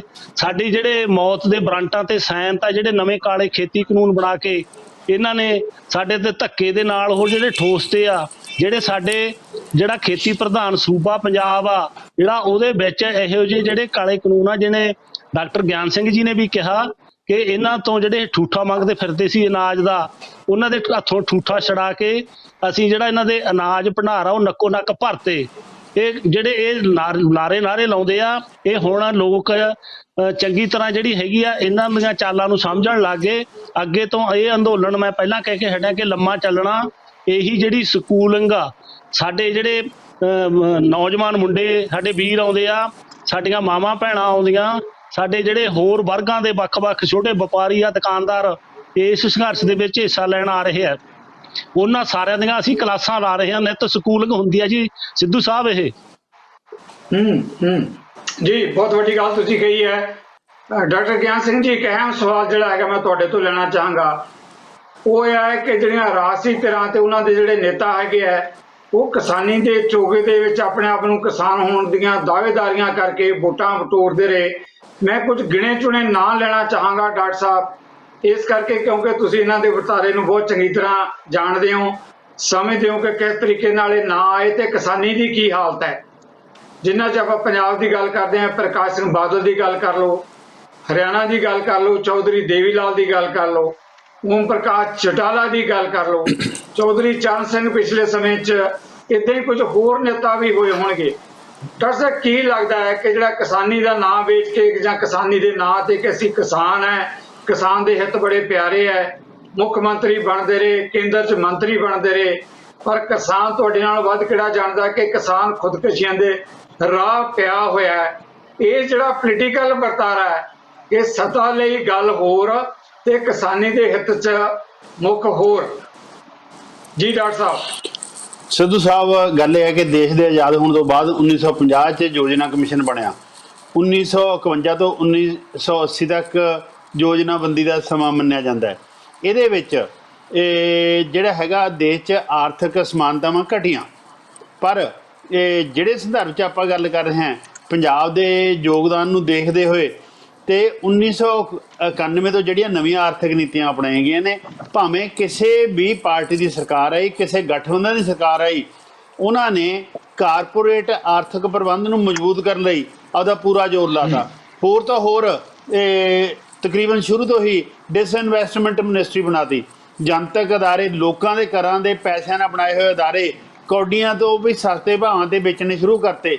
ਇਸ ਲਈ ਜਿਹੜੇ ਇਹ ਰਾਜਸੀ ਲੋਕ ਆਏ, ਆਪਣੇ ਆਪ ਨੂੰ ਇਹ ਇੱਕ ਵਰਗ ਜਾਂ ਦੂਜੇ ਵਰਗ ਦੇ, ਜਿੱਥੋਂ ਇਹ ਵੋਟਾਂ ਲੈ ਸਕਦੇ ਜਾਂ ਵੋਟਾਂ ਨੂੰ ਪ੍ਰਭਾਵਿਤ ਕਰਨ ਵਾਲੇ ਵਰਗਾਂ ਦੇ ਇਹ ਨੁਮਾਇੰਦਿਆਂ ਦੇ ਤੌਰ 'ਤੇ ਆਏ। ਇਹ ਚੌਧਰੀ ਚਰਨ ਸਿੰਘ ਦਾ ਕਿਸਾਨਾਂ ਬਾਰੇ ਜਿੰਨਾ ਕਿ ਮੈਂ ਪੜ੍ਹਿਆ ਹੈ ਜਾਂ ਸਮਝਦਾ, ਕਾਫੀ ਵਧੀਆ ਕੰਮ ਕੀਤਾ ਹੈ ਨਾ। ਤੇ ਉਹਨਾਂ ਦੀ ਪੋਲਿਟਿਕਸ ਨੂੰ ਇੱਕ ਪਾਸੇ ਛੱਡਦਾ ਹੋਇਆ ਜਿਹੜਾ ਹੁੰਦਾ, ਜਿੰਨਾ ਵੀ ਉਹਦੀ ਲਿਖਤ ਮਿਲਦੀ ਹੈ ਜਾਂ ਉਹਦੇ ਕੰਮ ਮਿਲਦੇ ਨੇ, ਉਹ ਮੇਰੇ ਖਿਆਲ ਸਿਹਤ ਵਾਲੇ ਬਣਦੇ ਨੇ। ਕਿਉਂਕਿ ਜਦੋਂ ਅਸੀਂ ਕਿਸਾਨ ਦਿਵਸ ਮਨਾਉਂਦੇ ਹਾਂ ਤਾਂ ਸਭ ਤੋਂ ਉੱਪਰਲਾ ਨਾਂ ਚੌਧਰੀ ਚਰਨ ਸਿੰਘ ਦਾ ਆਉਂਦਾ। ਤੇ ਜਿਹੜੇ ਬਾਕੀ ਨੇਤਾ ਨੇ, ਇਹ ਸਮੇਂ ਦੇ ਨਾਲ ਨਾਲ ਇਹ ਵਾਅਦੇ ਦਾਅਵੇ ਵੀ ਕਰਦੇ ਰਹੇ, ਸਮੇਂ ਦੇ ਨਾਲ ਬਦਲਦੇ ਵੀ ਰਹੇ। ਤੇ ਇਸ ਲਈ ਇਹ ਤਾਂ ਹੁਣ ਕਿਸਾਨ ਜਥੇਬੰਦੀਆਂ ਨੇ ਜਿਹੜੀਆਂ, ਇਹਨਾਂ ਨੂੰ ਅੱਗੇ ਨੂੰ ਆਪਣੇ ਆਪਸ ਵਿੱਚ ਜਿਵੇਂ ਹੁਣ ਰਲ ਮਿਲ ਬੈਠ ਕੇ ਵਿਚਾਰਾਂ ਕਰਦੇ ਨੇ। ਬਲਦੇਵ ਸਿੰਘ ਹੋਣੀ ਦੱਸ ਰਹੇ ਸੀ ਕਿ ਅਸੀਂ ਸਕੂਲ ਲਾ ਰਹੇ ਹਾਂ, ਉਹ ਵਿਚਾਰਾਂ ਕਰਕੇ ਇਹ ਮੀਡੀਆ ਤੱਕ ਪਹੁੰਚਾ ਕੇ ਜਿਹੜੇ ਰਾਜਸੀ ਲੋਕ ਹੈ ਉਹਨਾਂ ਦੀ ਜਵਾਬਦੇਹੀ ਕਰਨੀ ਬਣਦੀ ਹੈ, ਲੋਕ ਦਬਾਅ ਵਧਾਉਣਾ ਬਣਦਾ ਹੈ ਅਤੇ ਨਵੇਂ ਜਿਹੜੇ ਲੀਡਰ ਨੇ ਉਹ ਵੀ ਉਸਾਰਨੇ ਬਣਦੇ ਆ, ਜਿਹੜੇ ਲੋਕਾਂ ਦੇ ਹੋਣ ਤੇ ਲੋਕਾਂ ਪ੍ਰਤੀ ਜਵਾਬਦੇਹ ਹੋਣ ਤੇ ਲੋਕਾਂ ਲਈ ਕੰਮ ਕਰਕੇ ਦਿਖਾਉਣ। ਹਾਂਜੀ ਜੀ ਡਾਕਟਰ ਸਾਹਿਬ, ਨਵੇਂ ਆਗੂਆਂ ਦੀ ਆਪਾਂ ਗੱਲ ਕਰਦੇ ਹਾਂ। ਅਮੀਤ, ਜਿੱਥੇ ਡਾਕਟਰ ਸਾਹਿਬ ਸਵਾਲ ਛੱਡ ਕੇ ਗਏ ਹੈ, ਜਿਹੜਾ ਕਿਸਾਨ ਅੰਦੋਲਨ ਹੈ, ਕਿਸਾਨ ਸ਼ਕਤੀ, ਤੁਸੀਂ ਵੀ ਡਿਬੇਟ ਦੇ ਪਹਿਲੇ ਹਿੱਸੇ 'ਚ ਕਮੈਂਟ ਕੀਤੀ ਹੈ ਕਿ ਜਿਸ ਤਰੀਕੇ ਨਾਲ ਕਿਸਾਨੀ ਅੰਦੋਲਨ ਦੇ 'ਚ ਆਵਾਰ ਹੈ, ਤੁਸੀਂ ਨੌਜਵਾਨ ਨੇਤਾ ਹੋ। ਜਿੱਦਾਂ ਡਾਕਟਰ ਸਾਹਿਬ ਨੇ ਕਿਹਾ ਕਿ ਆਉਣ ਵਾਲੇ ਸਮੇਂ 'ਚ ਜ਼ਰੂਰਤ ਹੈ ਇਸ ਦੇ ਚਿਹਰੇ ਮੂਹਰੇ ਬਦਲਣ ਦੀ, ਅੰਦੋਲਨ ਦੀ। ਕੀ ਲੱਗਦਾ ਹੈ ਕਿ ਪਿਛਲੇ ਸਮਿਆਂ 'ਚ ਲਗਾਤਾਰ ਜਿਹੜਾ ਕਿਸਾਨ ਸ਼ਕਤੀ ਦੇ ਨਾਂ ਤੇ ਉਭਾਰ ਖੜਾ ਕਰਕੇ ਉਹਨਾਂ ਨੂੰ ਰਾਜਸੀ ਆਪਣੀ ਲਾਲਸਾ ਪੂਰੀ ਕਰਨ ਲਈ ਵਰਤਿਆ ਗਿਆ? ਲੱਗਦਾ ਹੈ ਹੁਣ ਜਿਹੜੀ ਜਿਹੜੀ ਨੌਜਵਾਨ ਪੀੜ੍ਹੀ ਜਿਹਦੀ ਤੁਸੀਂ ਵੀ ਨੁਮਾਇੰਦਗੀ ਕਰਦੇ ਹੋ, ਉਹ ਚਾਹੇਗੀ ਕਿ ਕਿਸਾਨ ਸ਼ਕਤੀ ਜਿਹੜੀ ਹੈਗੀ ਹੈ, ਕਿਸਾਨੀ ਸੰਕਟ ਦੇ ਹੱਲ ਲਈ ਇੱਕ ਤਬਦੀਲੀ ਲਈ ਜਿਹੜਾ ਹੈਗਾ ਉਸ ਨੂੰ ਅੱਗੇ ਲਿਆਂਦਾ ਜਾਵੇ। ਜੀ ਅਮੀਤ ਜੀ। ਬਿਲਕੁਲ ਸਿੱਧੂ ਸਾਹਿਬ, ਤੁਹਾਡਾ ਸਵਾਲ ਬਹੁਤ ਮੌਕੇ ਦਾ ਸਵਾਲ ਹੈ, ਕਿਉਂਕਿ ਮੈਂ ਬਲਦੇਵ ਸਿੰਘ ਜੀ ਨਾਲ ਇਸ ਗੱਲ ਆਪਾਂ ਡਿਬੇਟ 'ਚ ਬੈਠੇ ਨਾ, ਜੁਆਇਨ ਵੀ ਕਰਨਾ ਚਾਹੁੰਦਾ ਸੀ ਵੀ ਪਹਿਲੇ ਦਿਨ ਤੋਂ ਜੀ, ਜਦੋਂ ਤੋਂ ਸਤੰਬਰ 'ਚ ਚੱਲਿਆ, ਜਦੋਂ ਤੋਂ ਅਸੀਂ ਨੌਜਵਾਨ ਮੁੰਡੇ ਵਿੱਚ ਆਏ ਆ, ਬਹੁਤ ਸਟੇਜਾਂ ਤੋਂ ਮੇਰਾ ਕਿਸਾਨ ਯੂਨੀਅਨ ਨੂੰ ਜਾਂ ਧਰਨਿਆਂ 'ਚ ਅਸੀਂ ਬੈਠੇ ਹੁੰਦੇ, ਸਵਾਲ ਰਹਿੰਦਾ ਵੀ ਪੋਲੀਟੀਕਲ ਪਾਰਟੀਆਂ ਕਿਉਂ ਸਰਵਾਈਵ ਕਰਦੀਆਂ ਆਉਂਦੀਆਂ ਤੇ ਤੁਹਾਡੇ ਚੋਂ ਇੰਨੀਆਂ ਜਥੇਬੰਦੀਆਂ ਕਿਉਂ ਨਿਕਲ ਰਹੀਆਂ, ਜਾਂ ਕਈ ਜਥੇਬੰਦੀਆਂ ਚੋਂ ਇੱਕ ਏਜ ਦੇ ਬੰਦੇ ਹੀ ਅੱਗੇ ਤੱਕ ਜਾਂਦੇ, ਉਹਨਾਂ ਨੂੰ ਕਿਉਂ ਛੱਡ ਗਏ? ਵੀ ਤੁਸੀਂ ਕਦੇ ਇਸ ਚੀਜ਼ ਦਾ ਸਰਵੇਖਣ ਕੀਤਾ? ਮੈਂ ਬਹੁਤ ਛੋਟਾ ਹਾਂ ਜੀ, ਜਿੰਨੀ ਕੁ ਮੇਰੀ ਉਮਰ ਹੈ ਉਨੇ ਤਾਂ ਇਹਨਾਂ ਦੇ ਲੰਬੇ ਸੰਘਰਸ਼ ਹੈ, ਪਰ ਮੈਂ ਜੋ ਬਾਹਰ ਅੰਦਰ ਪੜ੍ਹ ਕੇ ਜਾਂ ਯੂਨੀਵਰਸਿਟੀ ਦੀ ਰਾਜਨੀਤੀ ਚੋਂ ਸਿੱਖ ਸਕਿਆ ਵੀ ਪੋਲੀਟੀਕਲ ਪਾਰਟੀਆਂ ਟਾਈਮ ਦੇ ਨਾਲ ਨਾਲ ਆਪਦੇ ਚਿਹਰੇ ਬਦਲਦੀਆਂ, ਟਾਈਮ ਦੇ ਨਾਲ ਨਾਲ ਆਪਦੇ ਲੋਕਾਂ ਨੂੰ ਉਹਨਾਂ ਤਿੱਖਾ ਕਰਦੀਆਂ। ਇਹ ਮੈਨੂੰ ਕਿਸਾਨ ਯੂਨੀਅਨਾਂ ਨੂੰ ਵੀ ਮੇਰੀ ਹੱਥ ਜੋੜ ਕੇ ਬੇਨਤੀ ਹੈ ਤੁਹਾਡੇ ਪਲੇਟਫਾਰਮ ਤੋਂ, ਵੀ ਤੁਸੀਂ ਜਦੋਂ ਕੋਈ ਵੀ ਸੰਘਰਸ਼ ਕਰਦੇ ਹੋ, ਤੁਸੀਂ ਚਾਹੇ ਪਿੰਡ 'ਚ ਸਮਝਾਓ, ਆਪਦੇ ਧੀ ਪੁੱਤ ਨੂੰ ਸਮਝਾਓ, ਸੱਥਾਂ 'ਚ ਸਮਝਾਓ, ਤੁਹਾਨੂੰ ਨੌਜਵਾਨ ਚਿਹਰੇ ਖੁਦ ਮੁਖਤਿਆਰੀ ਨਾਲ ਜੋੜਨ ਦੀ ਜ਼ਰੂਰਤ ਹੈ, ਕਿਉਂਕਿ ਕਈ ਵਾਰ ਉਹਨਾਂ ਦਾ ਇੰਟਰਸਟ ਤੁਹਾਡੇ ਵੱਲ ਨਹੀਂ ਹੁੰਦਾ। ਪਰ ਹੁਣ ਜਦੋਂ ਮੁੰਡੇ ਤੁਹਾਡੀਆਂ ਭੀੜਾਂ 'ਚ ਆਏ, ਅੱਜ ਜਦੋਂ ਮੁੰਡੇ ਘਰੇ ਜਾਂਦੇ ਆ ਜੀ, ਤੁਸੀਂ ਮੇਰੀ ਗੱਲ ਮੰਨਿਓ, ਮੈਂ ਵਿੱਚ ਰਹਿਣਾ ਨੌਜਵਾਨਾਂ ਦੇ, ਬੜਾ ਦਰਦ ਆ ਅੱਜ ਨੌਜਵਾਨਾਂ ਦੇ ਵੀ ਯਾਰ ਸਾਡੀਆਂ ਮੰਗਾਂ, ਸਾਡਾ ਕੀ ਕੁਛ ਅਸੀਂ ਕਰਨਾ। ਦੂਜੀ ਗੱਲ ਆ ਗਈ ਜੀ ਤੁਹਾਡੀ ਸਿਆਸਤ ਦੀ, ਉਹਨੂੰ ਮੈਂ ਕਿਉਂ ਪਹਿਲਾਂ ਕਿਸਾਨ ਯੂਨੀਅਨ ਦਾ ਟੌਪਿਕ ਰੱਖਿਆ, ਮੇਰੀ ਨਾਲ ਇਹ ਵੀ ਹਮੇਸ਼ਾ ਡਿਮਾਂਡ ਰਹਿੰਦੀ ਹੈ ਵੀ ਕਿਸਾਨ ਯੂਨੀਅਨਾਂ ਨੇ ਜਾਂ ਜਿਹੜੇ ਕਿਸਾਨ ਨੇਤਾ ਹੈ, ਆਪਾਂ ਇਕੱਲੀ ਯੂਨੀਅਨ ਕਿਉਂ ਕਹਿਣੀ ਹੈ, ਉਹ ਸਾਰੇ ਇਲੈਕਸ਼ਨ ਦਾ ਬਾਈਕਾਟ ਕਰਦੇ ਆ। ਮੈਂ ਇੱਕ ਨਵੀਂ ਸੋਚ ਦੇ ਤੌਰ ਤੇ ਜੀ ਇਸ ਸੋਚ ਦਾ ਬਾਈਕਾਟ ਕਰਦਾ। ਜੇ ਬਾਈਕਾਟ ਨਾਲ ਹੱਲ ਨਿਕਲਨੇ ਹੁੰਦੇ ਤਾਂ ਜੀ 1992 ਦੇ ਬਾਈਕਾਟ ਨੇ ਪੰਜਾਬ ਦਾ ਹੱਲ ਕਰ ਦੇਣਾ ਸੀ, ਅਕਾਲੀ ਦਲ ਦੇ ਬਾਈਕਾਟ ਨੇ। ਪਰ ਬਾਈਕਾਟ ਕਰਨਾ ਮਤਲਬ ਮੈਂ ਤਾਂ ਹੀ ਸਮਝੂਗਾ ਵੀ ਮੈਦਾਨ ਤੋਂ ਪਿੱਛੇ ਹਟ ਜਾਣਾ। ਆਪਾਂ ਹੀ ਵਾਰੀ ਪੰਜਾਬ 'ਚ ਕੋਈ ਨਾ ਕੋਈ ਰੇਵ ਖੜੀ ਹੁੰਦੀ ਹੈ ਜੀ। ਬਰਗਾੜੀ ਮੁੱਦਾ ਹੋਇਆ, ਬਰਗਾੜੀ ਮੁੱਦੇ 'ਚ ਕਿੱਡੇ ਕੁ ਵੱਡੇ ਘਰਾਂ ਦੇ ਲੋਕ ਬੈਠੇ ਸੀ ਜੀ, 40-40 ਲੱਖ ਗੱਡੀਆਂ ਵਾਲੇ, ਸਾਰੇ ਸਧਾਰਨ ਲੋਕ ਗਏ ਸੀ। ਕਿਹੜੇ ਲੋਕ ਸੀ? ਕਿਸਾਨ, ਛੋਟੇ ਦੁਕਾਨਦਾਰ, ਉਹੀ ਗੱਲ ਹੋ ਗਈ, ਛੋਟੇ ਜ਼ਿਮੀਂਦਾਰ, ਮਜ਼ਦੂਰ, ਆਪਣੇ ਮਜ਼੍ਹਬੀ ਸਿੱਖ ਭਰਾ। ਜਦੋਂ ਇੱਕ ਵੇਵ ਤਿਆਰ ਹੋ ਗਈ, ਲੋਕਾਂ ਨੇ ਝੋਲਾ ਭਰਿਆ ਉਸ ਵੇਵ ਦਾ ਤੇ ਤੁਰੇ ਜਾਂਦੇ ਕਾਂਗਰਸ ਪਾਰਟੀ ਨੂੰ ਦੇਤਾ ਵੀ ਬਾਈ ਬਾਦਲ ਨੇ ਬੜਾ ਮਾੜਾ ਕੀਤਾ ਯਾਰ, ਆਹ ਝੋਲਾ ਤੁਸੀਂ ਰੱਖੋ, ਹਰਾ ਦਿਓ। ਆਈ ਇਹਨਾਂ ਨੇ ਕਰਜ਼ਿਆਂ ਦੀ ਗੱਲ ਕੀਤੀ ਜੀ, ਵੀ 2.5 ਏਕੜ ਦੇ ਜਾਂ ਸਾਡੇ ਨਾਲ ਝੂਠੇ ਵਾਅਦੇ ਕੀਤੇ ਗਏ ਘਰ ਘਰ ਨੌਕਰੀ ਦੇ, ਹਨਾ, ਜੋ ਪੰਜਾਬ ਕਹਿੰਦਾ। ਮੈਂ ਕਹਿਣਾ ਵੀ ਜੇ ਤੁਸੀਂ, ਮੈਂ ਇੱਕ ਰਾਜਨੀਤਿਕ ਪਾਰਟੀ ਨਾਲ ਵਿਚਾਰਧਾਰਾ ਨਾਲ ਸੰਬੰਧਿਤ ਰੱਖਦਾ ਜੀ, ਪਰ ਮੈਂ ਖੁੱਲੇ ਦਮ ਨਾਲ ਕਹਿਣ ਦਾ ਦਮ ਵੀ ਰੱਖਦਾ ਵੀ ਜੇ ਤੁਹਾਨੂੰ ਕਿਸੇ ਤੋਂ ਪ੍ਰੋਬਲਮ ਹੈ, ਇਹ ਵਾਰੀ-ਵਾਰੀ ਇਹ ਕਿਉਂ ਹੁੰਦਾ ਵੀ ਤੁਸੀਂ ਉਹਨਾਂ ਖਿਲਾਫ ਧਰਨੇ ਲਾਉਣੇ ਹੋ, ਇਕੱਠੇ ਹੁੰਦੇ ਹੋ, ਪੰਜਾਬ 'ਚ ਇੱਕ ਵੇਵ ਜਨਰੇਟ ਕਰਦੇ ਹੋ, ਐਤਕੀ ਤੁਸੀਂ ਉਹ ਸਾਰਾ ਝੋਲਾ ਭਰ ਕੇ ਅਕਾਲੀ ਦਲ ਨੂੰ ਫੜਾ ਦੇਣਾ ਵੀ ਯਾਰ ਕੈਪਟਨ ਨੇ ਬੜਾ ਦੁਖੀ ਕੀਤਾ ਬਾਈ, ਵੇਖੀ ਤੂੰ CM ਬਣੀ ਯਾਰ। ਆਪਾਂ ਕਿਉਂ ਨਹੀਂ ਉੱਠਦੇ? ਜਦੋਂ ਲੜਾਈ ਆਪਾਂ ਲੜਦੇ, ਆਪਣੇ ਵਿੱਚੋਂ ਲੋਕ ਕਿਉਂ ਨਹੀਂ ਉੱਠਦੇ? ਸਿਆਸਤ ਇੱਕ ਬਹੁਤ ਜ਼ਰੂਰੀ ਮੁੱਢ ਹੈ ਜੀ। ਆਪਣੀ ਤਰਾਸਦੀ ਇਹ ਹੈ ਵੀ ਆਪਾਂ ਨੂੰ ਜਦੋਂ ਸੰਘਰਸ਼ ਕਰਨਾ ਸਿਖਾਇਆ ਗਿਆ, ਸੰਘਰਸ਼ ਦੇ ਨਾਲ ਆਪਾਂ ਨੂੰ ਸਿਆਸਤ ਨਹੀਂ ਸਿਖਾਈ ਗਈ। ਸਿਆਸਤ ਸਿਰਫ ਉਹਨਾਂ ਲੋਕਾਂ ਕੋਲ ਹੀ ਛੱਡ ਦਿੱਤੀ ਗਈ ਜਿਹੜੇ ਠੰਡੇ ਸੈਕਟਰਾਂ 'ਚ ਵੱਡੀਆਂ-ਵੱਡੀਆਂ ਕੋਠੀਆਂ 'ਚ ਆਪਣੇ ਲਈ ਨੀਤੀਆਂ ਘੜਦੇ ਆ। ਸਿਆਸਤ ਵੀ ਸਾਨੂੰ ਕਰਨ ਦੀ ਜ਼ਰੂਰਤ ਹੈ ਜੀ ਜਦੋਂ ਸੰਘਰਸ਼ ਅਸੀਂ ਜੀ। ਬਹੁਤ ਵੱਡਾ ਸਵਾਲ, ਮੈਂ ਹੋਰ ਮਾਮਲੇ ਤੇ ਵੀ ਸਵਾਲ ਲਵਾਂਗਾ ਬਲਦੇਵ ਜੀ, ਪਰ ਇਸ ਦਾ ਜਵਾਬ ਜ਼ਰੂਰ ਜਿਹੜਾ ਅਮਿਤ ਨੇ ਜਿਹੜਾ ਇਹ ਸਵਾਲ ਖੜਾ ਕੀਤਾ ਹੈ ਕਿ ਜੇ ਲੱਗਦਾ ਕਿ ਪੋਲੀਟੀਕਲ ਪਾਰਟੀਆਂ ਸਾਡੇ ਨਾਲ ਧੋਖਾ ਕਰਦੀਆਂ ਹੈ, ਕਿਸੇ ਕਦਰ ਦੀ ਗੱਲ ਨਹੀਂ ਕਰਦੇ, ਲੰਬਾ ਸਮਾਂ ਅਕਾਲੀ ਦਲ ਸੱਤਾ 'ਚ ਰਿਹਾ, ਹੁਣ ਅਮਰਿੰਦਰ ਹੈ, ਕੇਂਦਰ 'ਚ ਨਰਿੰਦਰ ਮੋਦੀ ਹੈ, ਜੇ ਉਹ ਇਦਾਂ ਹੀ ਛਲਾਵੇ ਕਰਦੇ ਆ ਕਿਸਾਨਾਂ ਦੇ ਨਾਲ, ਹੇਠਲੇ ਪੱਧਰ ਤੇ ਮਜ਼ਦੂਰਾਂ ਦੇ ਨਾਲ, ਤਾਂ ਇਸ ਤਬਦੀਲੀ ਦਾ ਜਦੋਂ ਇੱਕ ਮੌਕਾ ਆਉਂਦਾ ਹੈ, ਅਮਿਤ ਖੁੱਡੀਆਂ ਨੇ ਇੱਕ ਸਵਾਲ ਖੜਾ ਕੀਤਾ ਤੇ ਜਿਹੜੀ ਕਿਸਾਨੀ ਦੇ ਹਿੱਤਾਂ 'ਚ ਨਹੀਂ ਹੈਗੀ, ਆਪਾਂ ਫਿਰ ਬਾਈਕਾਟ ਕਰਕੇ ਉਹਨਾਂ ਨੂੰ ਕਿਉਂ ਮੌਕਾ ਦਿੰਦੇ ਆ? ਉਸ ਮੌਕੇ ਤੇ ਕਿਸਾਨ ਜਿਹੜੀ ਸ਼ਕਤੀ ਹੈ ਇੱਕ ਆਪਣੇ ਆਪ 'ਚ, ਉਹਨੂੰ ਇੱਕ ਅਹਿਮ ਭੂਮਿਕਾ ਨਿਭਾਉਣੀ ਚਾਹੀਦੀ ਹੈ ਕਿ ਆਹ ਠੀਕ ਹੈ ਕਿ ਗਲਤ ਹੈ। ਕਮ ਸੇ ਕਮ ਗਲਤ ਤੇ ਠੀਕ ਦਾ ਨਿਰਣਾ ਤਾਂ ਬਲਦੇਵ ਜੀ ਦੇਣਾ ਹੀ ਪਏਗਾ ਕਿ ਆਹ ਤਾਂ ਠੀਕ ਹੈ, ਆਹ ਤਾਂ ਗਲਤ ਹੈ। ਅਸੀਂ ਨਹੀਂ ਕਹਿੰਦੇ ਕਿਹੜੀ ਧਿਰ ਠੀਕ ਹੈ ਕਿਹੜੀ ਗਲਤ ਹੈ, ਪਰ ਅਮਿਤ ਨੇ ਜਿਹੜਾ ਸਵਾਲ ਖੜਾ ਕੀਤਾ ਕਿ ਸਾਨੂੰ ਕੋਈ ਨਾ ਕੋਈ ਫੈਸਲਾ ਕਰਨ ਭੂਮਿਕਾ ਨਿਭਾਉਣੀ ਪਏਗੀ ਜਦੋਂ ਮੌਕਾ ਆਉਂਦਾ। ਗਲਤ ਨੂੰ ਗਲਤ ਕਹਿਣ ਦੀ ਵੀ ਸਾਡੀ ਜਿਹੜੀ ਸ਼ਕਤੀ ਹੈ ਉਹ ਹੋਣੀ ਚਾਹੀਦੀ ਹੈ। ਜੀ ਬਲਦੇਵ ਜੀ। ਸਭ ਤੋਂ ਪਹਿਲਾਂ ਤਾਂ ਸਿੱਧੂ ਸਾਹਿਬ, ਮੈਂ ਮੇਰੇ ਵੀਰ ਸਮਿਤੀ ਦਾ ਜਵਾਬ ਦੇਣਾ ਚਾਹੁੰਦਾ ਕਿ ਅਸੀਂ ਕਦੇ ਵੀ ਬਾਈਕਾਟ ਆ ਜਿਹੜਾ ਉਹ ਨਹੀਂ ਕੀਤਾ, ਨਾ ਬਾਈਕਾਟ ਦਾ ਅਸੀਂ ਨਾਰਾ ਲਾਇਆ। ਬਾਈਕਾਟ ਤਾਂ ਉਸ ਨੂੰ ਕਹਿੰਦੇ ਜੀ ਜਦੋਂ ਜਾ ਕੇ ਬੂਥਾਂ ਦੇ ਉੱਤੇ ਕਬਜ਼ੇ ਹੁੰਦੇ ਨੇ ਤੇ ਉਹਨਾਂ ਨੂੰ ਮਤਲਬ ਹੋਰ ਕਿਸੇ ਨੂੰ ਉੱਥੇ ਖੜਨ ਨਹੀਂ ਦਿੰਦੇ। ਅਸੀਂ ਬਾਈਕਾਟ ਨਹੀਂ ਕਰਦੇ, ਅਸੀਂ ਵੋਟਾਂ ਆਪਾਂ ਖੁਦ ਅਸੀਂ ਆਪ ਨਹੀਂ ਪਾਉਂਦੇ। ਅਸੀਂ ਕਹਿੰਦੇ ਆ ਵੀ ਇਹ ਜਿਹੜਾ ਇਹ ਸਿਸਟਮ ਆ, ਇਹ ਸਿਸਟਮ ਦੇ ਵਿੱਚ ਇੱਥੇ ਵੋਟਾਂ ਪਾਉਣ ਦਾ ਕੋਈ ਮਤਲਬ ਨਹੀਂ ਹੈਗਾ।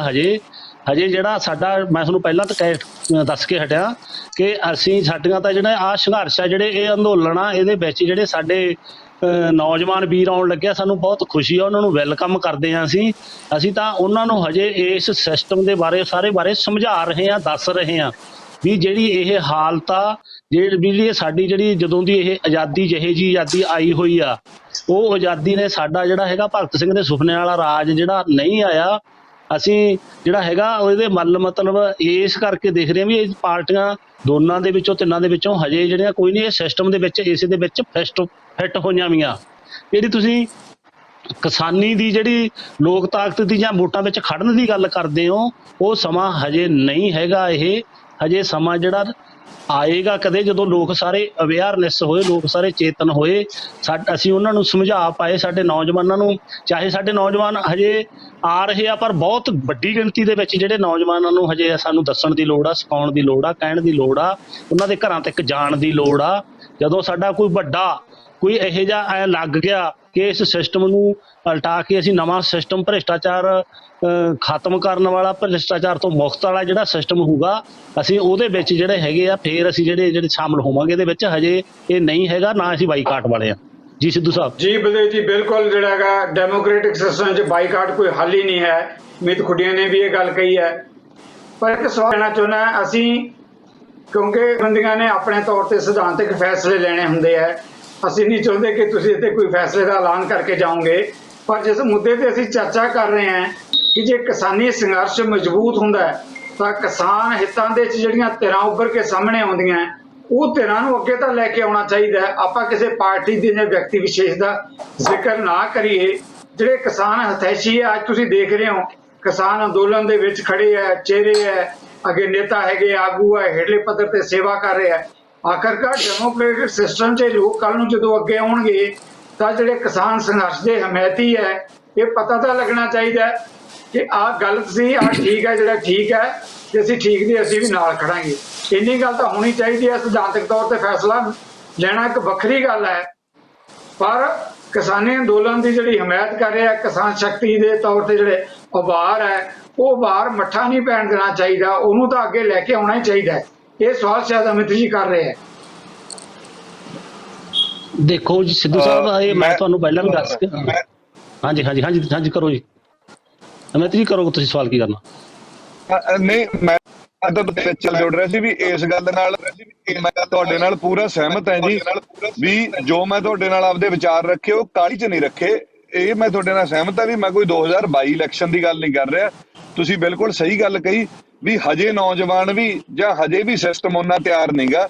ਪਰ ਉਹਦੇ ਵਿੱਚ ਮੈਂ ਤੁਹਾਨੂੰ ਇਹ ਕਹੂੰਗਾ ਵੀ ਸੰਘਰਸ਼ ਜਿੰਨਾ ਸੋਹਣਾ ਚੱਲ ਰਿਹਾ, ਇੱਕ ਦਿਨ ਇਹ ਸੰਘਰਸ਼ ਨਿਪੜੇ ਜਾਣਾ। ਉਸ ਤੋਂ ਬਾਅਦ ਵੀ ਕੋਈ ਵਿਉਂਤਬੰਦੀ ਉਸ ਤਰੀਕੇ ਦੀ ਹੋਵੇ ਵੀ ਪਿੰਡ ਲੋਕ ਆਪਣੀ ਸੋਚਦੇ ਰਹਿਣ। ਮੈਂ ਤੁਹਾਡੇ ਬਿਲਕੁਲ ਇਸ ਗੱਲ ਦੇ ਨਾਲ ਹੈ, ਕਾਹਲੀ 'ਚ ਚੱਕਣ ਵਾਲਾ ਸਟੈਪ ਨਹੀਂ, ਪਰ ਕਦੇ ਆਉਣ ਵਾਲੇ 5, 6, 7 ਸਾਲਾਂ 'ਚ ਪੰਜਾਬ ਦੇ ਵਿੱਚ ਇੱਕ ਇਹੋ ਜਿਹਾ ਨੈਰੇਟਿਵ, ਇਹੋ ਜਿਹਾ ਬਰਤਾਂਤ ਇੱਕ ਸਿਰਜਿਆ ਜਾਵੇ। ਸਰਦਾਰ ਗਿਆਨ ਸਿੰਘ ਜੀ ਹੋਰਾਂ ਨੂੰ ਮੈਂ ਪਹਿਲਾਂ ਵੀ ਕਈ ਵਾਰ ਸੁਣਦਾ ਹੁੰਦਾ ਵੀ ਆਪਣੇ ਕੋਲ ਬਹੁਤ ਜ਼ਰੂਰੀ ਨਹੀਂ ਪੋਲੀਟੀਕਲ ਪਾਰਟੀਆਂ ਤੋਂ ਬਾਹਰ ਹੀ ਪੋਲੀਟੀਕਲ ਅੰਦਰ ਵੀ 10 ਤੋਂ 15% ਬੰਦੇ ਇਹੋ ਜਿਹੇ ਨੇ ਜਿਹੜੇ ਪੰਜਾਬ ਲਈ ਚਿੰਤਕ ਨੇ। ਚਾਹੇ ਉਹ ਅਕਾਲੀ ਦਲ ਦੀ ਸਰਕਾਰ ਸੀ, ਉਦੋਂ ਵੀ 2-4 MLA ਦਾ ਰੌਲਾ ਰਹਿੰਦਾ ਸੀ ਆਪਾਂ ਗਲਤ ਕਰਦੇ ਹਾਂ। ਚਾਹੇ ਅੱਜ ਕਾਂਗਰਸ ਦੀ ਸਰਕਾਰ ਹੈ, ਕਿੰਨੇ MLA ਕਿਸਾਨ ਯੂਨੀਅਨਾਂ ਤੋਂ ਬਿਨਾਂ ਮੰਤਰੀ ਸਾਹਿਬ ਨੂੰ ਕਹਿ ਰਹੇ ਸੀ ਵੀ ਸਪੈਸ਼ਲ ਸੈਸ਼ਨ ਰੱਖਿਆ ਜਾਵੇ। ਬੰਦੇ ਆਪਣੇ ਵਿੱਚ ਹੀ ਨੇ, ਜ਼ਰੂਰਤ ਹੈ ਬੰਦਿਆਂ ਦੇ ਵਿੱਚ ਕੁਝ ਬੰਦੇ ਬਾਹਰੋਂ ਲਿਆ ਕੇ ਪੰਜਾਬ ਨੂੰ ਇੱਕ ਸੋਚ ਦੇਣ ਦੀ ਵੀ ਚੰਗਾ ਬੰਦਾ ਆਪਾਂ ਆਪ ਵੀ ਚੁਣਨਾ। ਹਾਂਜੀ, ਹੁਣ ਤੁਸੀਂ ਕੰਟੀਨਿਊ। ਸਿੰਘ ਜੀ, ਇਸੇ ਮਾਮਲੇ ਤੇ ਬੜਾ ਅਹਿਮ ਸਵਾਲ ਹੈ ਜਿਹਦੀ ਗੱਲ ਬਲਦੇਵ ਜੀ ਨੇ ਵੀ ਕੀਤੀ ਹੈ, ਜਿਹਦੀ ਗੱਲ ਖੁੱਡੀਆਂ ਜੀ ਨੇ ਵੀ ਕੀਤੀ ਹੈ। ਕੇਵਲ ਜਿਹੜਾ ਇਹਨੂੰ ਰਾਜਸੀ ਉਹਦੇ ਤੱਕ ਸੀਮਿਤ ਰੱਖਣਾ ਜਿਸ ਵੇਲੇ ਕਿਸਾਨੀ ਅੰਦੋਲਨ ਚੱਲ ਰਿਹਾ ਹੈ, ਬਲਦੇਵ ਜੀ ਦਾ ਸਵਾਲ ਵੀ ਬਿਲਕੁਲ ਵਾਜਬ ਹੈ, ਜਵਾਬ ਵੀ ਵਾਜਬ ਹੈ ਕਿ ਇਹਨੂੰ ਰਾਜਸੀ ਰੰਗ ਦੇ ਚ ਰੰਗ ਕੇ ਦੇਖਿਆ ਜਾਏਗਾ ਤਾਂ ਇੱਕ ਗਲਤ ਕਿਸਮ ਦੇ ਮਾਇਨੇ ਕੱਢੇ ਜਾਣਗੇ। ਪਰ ਡਾਕਟਰ ਗਿਆਨ ਸਿੰਘ ਜਿਹੜਾ ਇੱਕ ਅੰਦੋਲਨ ਚੱਲ ਰਿਹਾ ਹੈ, ਉਹਦੇ 'ਚ ਮੈਂ ਉਸ ਵਰਤਾਰੇ ਬਾਰੇ ਜ਼ਰੂਰ ਤੁਹਾਡੇ ਤੋਂ ਜਵਾਬ ਲੈਣਾ ਚਾਹਾਂਗਾ ਕਿ ਆਪਣੇ ਤੌਰ ਤੇ ਪਿੰਡਾਂ ਅੰਦਰ ਪੇਂਡੂ ਭਾਈਚਾਰੇ 'ਚ ਇੱਕ ਸਮਾਜਿਕ ਪੱਧਰ ਤੇ, ਇੱਕ ਰਾਜਸੀ ਪੱਧਰ ਤੇ ਇੱਕ ਤਬਦੀਲੀ ਦਾ ਦੌਰ, ਇੱਕ ਭਾਈਚਾਰਕ ਸਾਂਝ ਦਾ ਦੌਰ ਸ਼ੁਰੂ ਹੋਇਆ ਇਸ ਅੰਦੋਲਨ ਦੇ ਨਾਲ, ਜਿਹੜਾ ਕਿ ਆਉਣ ਵਾਲੇ ਦਿਨਾਂ ਜਿੱਦਾਂ ਅਮਿਤ ਨੇ ਕਿਹਾ ਇਸ ਨੂੰ ਹੋਰ ਮਜ਼ਬੂਤ ਕਰਨ ਦੀ ਲੋੜ ਹੋਏਗੀ। ਡਾਕਟਰ ਸਾਹਿਬ, ਇਹ ਮੈਨੂੰ ਲੱਗਦਾ ਸਿੱਧੂ ਸਾਹਿਬ ਜਿਹੜਾ ਇਹ ਸੰਘਰਸ਼ ਸ਼ੁਰੂ ਹੋਇਆ ਇਹਦੇ 'ਚ ਬਹੁਤ ਸਾਰੇ ਨਵੇਂ ਗੱਲਾਂ ਜੁੜੀਆਂ ਨੇ। ਪਹਿਲੀ ਗੱਲ ਤਾਂ ਇਹ ਗ੍ਰਾਮ ਸਭਾਵਾਂ ਜਿਨ੍ਹਾਂ ਨੂੰ ਬਿਲਕੁਲ ਖੁੱਡੇ ਲੈਣ ਲਾਇਆ ਹੋਇਆ ਸੀ, ਇਹ ਗ੍ਰਾਮ ਸਭਾਵਾਂ ਹੋਣ ਲੱਗ ਗਈਆਂ ਨੇ ਕਿ ਪਿੰਡਾਂ ਜਿਹੜੇ ਮਸਲੇ ਨੇ ਉਹ ਪੰਚਾਇਤ ਤੋਂ ਵੀ ਬਾਹਰ ਹੋ ਕੇ ਗ੍ਰਾਮ ਸਭਾ 'ਚ ਹੁੰਦੇ ਨੇ। ਗ੍ਰਾਮ ਸਭਾ ਦਾ ਕੀਤਾ ਹੋਇਆ ਫੈਸਲਾ ਪੰਚਾਇਤ ਨੂੰ ਮੰਨਣਾ ਪੈਂਦਾ ਹੈਗਾ। ਤੇ ਇਸ ਤੋਂ ਬਿਨਾਂ ਦੋ ਮੁੱਦੇ ਹੋਰ ਵੱਡੇ ਉਭਾਰੇ ਨੇ ਇਸ ਅੰਦੋਲਨ ਨੇ। ਇੱਕ ਹੈਗਾ ਸੰਘੀ ਢਾਂਚੇ ਨੂੰ ਮਜ਼ਬੂਤ ਕਰਨਾ ਇੱਕ ਦੇਸ਼ ਦੇ ਆਰਥਿਕ ਵਿਕਾਸ ਮਾਡਲ ਨੂੰ ਬਦਲਣਾ। ਸੰਘੀ ਢਾਂਚਾ ਸਾਡੇ ਸੰਵਿਧਾਨ ਦੁਆਰਾ ਸਾਨੂੰ ਮਿਲਿਆ ਹੈ ਤੇ ਸਾਡੀਆਂ ਭੂਗੋਲਿਕ, ਆਰਥਿਕ, ਸਮਾਜਿਕ, ਸੱਭਿਆਚਾਰਕ ਤੇ ਹੋਰ ਵੱਖ-ਵੱਖ ਵਿਸ਼ੇਸ਼ਤਾਵਾਂ ਕਰਕੇ ਸੰਘੀ ਢਾਂਚੇ ਦੀ ਸਖਤ ਜ਼ਰੂਰਤ ਹੈ। ਜੇ ਸੂਬੇ ਮਜ਼ਬੂਤ ਹੋਣਗੇ ਤਾਂ ਹੀ ਦੇਸ਼ ਮਜ਼ਬੂਤ ਹੋਊਗਾ। ਪਰ ਸੰਘੀ ਢਾਂਚੇ ਨੂੰ ਲੰਬੇ ਸਮੇਂ ਤੋਂ, ਅੱਜ ਵਾਲੀ ਇਕੱਲੀ ਇੱਕ ਪੋਲੀਟੀਕਲ ਪਾਰਟੀ ਨਹੀਂ, ਸਾਰੀਆਂ ਪਾਰਟੀਆਂ ਉਹਦੀ ਸੰਘੀ ਕੁੱਟਦੀਆਂ ਆ ਰਹੀਆਂ ਨੇ। ਪਰ ਹੁਣ ਇਹ ਅੰਦੋਲਨ ਨੇ ਸਿੱਧ ਕਰਤਾ ਇੱਥੋਂ ਤੱਕ ਕਿ ਕਿਸਾਨ ਜਥੇਬੰਦੀਆਂ ਜਿਹੜੀ ਦੂਜੇ ਇਨਵੀਟੇਸ਼ਨ 'ਤੇ ਦਿੱਲੀ ਗਈਆਂ, ਉਹਨਾਂ ਦੇ ਤਕਰੀਬਨ ਸਾਰੇ ਮੁੱਦਿਆਂ ਦੇ ਪਿੱਛੇ ਇੰਪਲੀਕੇਸ਼ਨ ਸੰਘੀ ਢਾਂਚੇ ਦੀ ਹੈਗੀ। ਉਹ ਬਹੁਤ ਵਧੀਆ ਸ਼ੁਰੂਆਤ ਹੈ। ਤੇ ਅਗਲੀ ਗੱਲ ਹੈ ਕਿ ਆਰਥਿਕ ਵਿਕਾਸ ਮਾਡਲ ਦੀ 1991 ਤੋਂ ਅਸੀਂ ਆਰਥਿਕ ਵਿਕਾਸ ਮਾਡਲ ਨੂੰ ਬਦਲ ਕੇ ਕਾਰਪੋਰੇਟ ਆਰਥਿਕ ਵਿਕਾਸ ਮਾਡਲ ਵੱਲ ਸਾਡੇ ਹੁਕਮਰਾਨ ਲੈ ਗਏ, ਜਿਹੜਾ ਉੱਪਰਲੇ ਅੱਤ ਦੇ 1% ਅਮੀਰਾਂ ਤੇ ਬਾਕੀ ਦੇ 99% ਲੋਕਾਂ 'ਚ ਆਰਥਿਕ ਸਮਾਨਤਾਵਾਂ ਵਧਾ ਰਿਹਾ ਹੈ। ਹੁਣ ਜਿਹੜੀ ਮੰਗ ਆ ਰਹੀ ਹੈ ਲੋਕ ਪੱਖੀ ਅਤੇ ਕੁਦਰਤ ਪੱਖੀ ਆਰਥਿਕ ਵਿਕਾਸ ਮਾਡਲ ਦੀ ਆ ਰਹੀ ਹੈ। ਜਦੋਂ ਕਿਹਾ ਜਾ ਰਿਹਾ ਹੈ ਕਿ ਕੇਜਰੀਵਾਲ ਹੋਣਾ ਨੂੰ ਜਾਂ ਹੋਰ ਦਿੱਲੀ ਦੇ ਲੋਕਾਂ ਨੂੰ ਜਾਂ ਸਾਡੇ ਇੱਥੇ ਤੱਕ ਸਾਡੇ ਆਪਦੇ ਸ਼ਹਿਰ ਦੇ ਲੋਕਾਂ ਨੂੰ ਵੀ ਕਿਸਾਨਾਂ ਨਾਲ ਗਿੱਲੇ ਸ਼ਿਕਵੇ ਨੇ ਕਿ ਉਹਦੀਆਂ ਅੱਖਾਂ 'ਚ ਧੂੰਆਂ ਜ਼ਿਆਦਾ ਪੈਂਦਾ। ਇਹ ਧੂੰਆਂ ਪਾਉਣ ਲਈ ਨਾ ਤਾਂ ਕਿਸਾਨ ਜ਼ਿੰਮੇਵਾਰ ਹੈ, ਨਾ ਕੋਈ ਹੋਰ ਜ਼ਿੰਮੇਵਾਰ ਹੈ। ਇਹ ਤਾਂ ਦੇਸ਼ ਦੀ ਅਨਾਜ ਸੁਰੱਖਿਆ ਲਈ ਪੰਜਾਬ ਦੇ ਸਿਰ ਮੜੀ ਹੋਈ ਇਹ ਧਾਨ ਦੀ ਫਸਲ ਹੈ ਜਿਹੜੀ ਜ਼ਿੰਮੇਵਾਰ ਹੈ। ਕਿ ਜਦੋਂ ਦੂਜਾ ਪੋਲੂਸ਼ਨ ਇਹਨਾਂ ਨੂੰ ਕਦੇ ਨਹੀਂ ਦਿਖਦਾ। ਤੇ ਇਸ ਤੋਂ ਬਿਨਾਂ ਜਿਹੜੇ ਇਸ ਅੰਦੋਲਨ ਦੇ ਵਿੱਚ ਖੂਬਸੂਰਤੀਆਂ ਨੇ ਜਿਹੜੀਆਂ ਸਾਡੇ ਬਲਦੇਵ ਸਿੰਘ ਹੋਣੀ ਤੇ ਅਮੀਤ ਉਹਨਾਂ ਨੇ ਕਹੀਆਂ ਨੇ, ਨੌਜਵਾਨ ਬੱਚਿਆਂ ਦਾ ਸ਼ਾਮਲ ਹੋਣਾ, ਇਹ ਉਹ ਬਹੁਤ ਵੈਲਕਮ ਸਟੈਪ ਹੈ ਤੇ ਉਹਨਾਂ ਨੂੰ ਬਣਦੀ ਥਾਂ ਦਿੱਤੀ ਜਾਣੀ ਚਾਹੀਦੀ ਹੈ। ਤੇ ਉਹਨਾਂ ਦੀ ਸਕੂਲਿੰਗ ਦੀ ਵੀ ਲੋੜ ਹੈ, ਪਰ ਨਾਲ ਨਾਲ ਇੱਕ ਧਿਆਨ ਹੋਰ ਰੱਖਣ ਦੀ ਜ਼ਿਆਦਾ ਲੋੜ ਹੈ, ਉਹ ਹੈ ਔਰਤਾਂ ਦੀ ਪਾਰਟਿਸਿਪੇਸ਼ਨ ਤਾਂ ਕਦੇ ਦੇਖੀ ਨਹੀਂ ਸੀ। ਜਿਹੜੀ ਪਾਰਟਿਸਿਪੇਸ਼ਨ ਐਤਕੀ ਹੈ, ਇਹ ਔਰਤਾਂ ਸਿਰਫ ਕਿਸਾਨ ਘਰਾਂ ਦੀਆਂ ਨਹੀਂ ਹੈਗੀਆਂ, ਇਹ ਔਰਤਾਂ ਮਜ਼ਦੂਰ ਘਰਾਂ ਦੀਆਂ ਨੇ। ਸਾਰੀਆਂ ਔਰਤਾਂ ਨੂੰ ਉਹਨਾਂ ਦੇ ਹੱਕਾਂ ਪ੍ਰਤੀ ਜਾਗਰੂਕ ਵੀ ਕਰਨਾ ਪਊ, ਉਹਦੇ ਹੱਕ ਦੇਣੇ ਵੀ ਪੈਣਗੇ।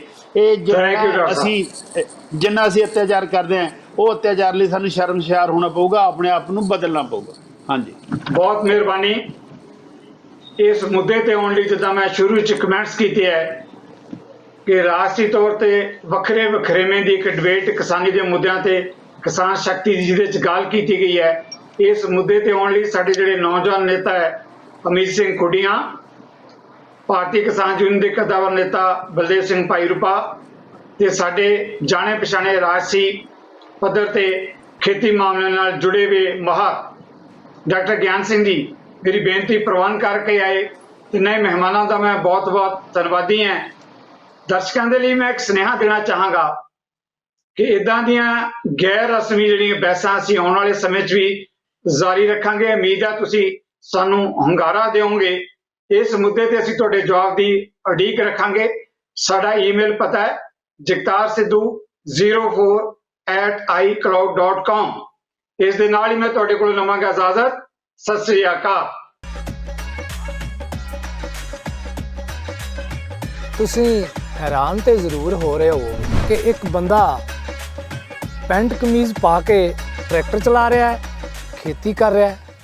ਸਾਡਾ ਹਰ ਇੱਕ ਪ੍ਰੋਗਰਾਮ ਦੇਖਣ ਤੇ ਸਾਡੇ ਨਾਲ ਜੁੜਨ ਲਈ ਸਬਸਕ੍ਰਾਈਬ ਕਰੋ ਚੈਨਲ ਪੰਜਾਬੀ ਤੇ ਨੋਟੀਫਿਕੇਸ਼ਨ ਲਈ ਬੈਲ ਆਈਕਨ ਵਾਲੇ ਬਟਨ ਤੇ ਕਲਿੱਕ ਕਰੋ।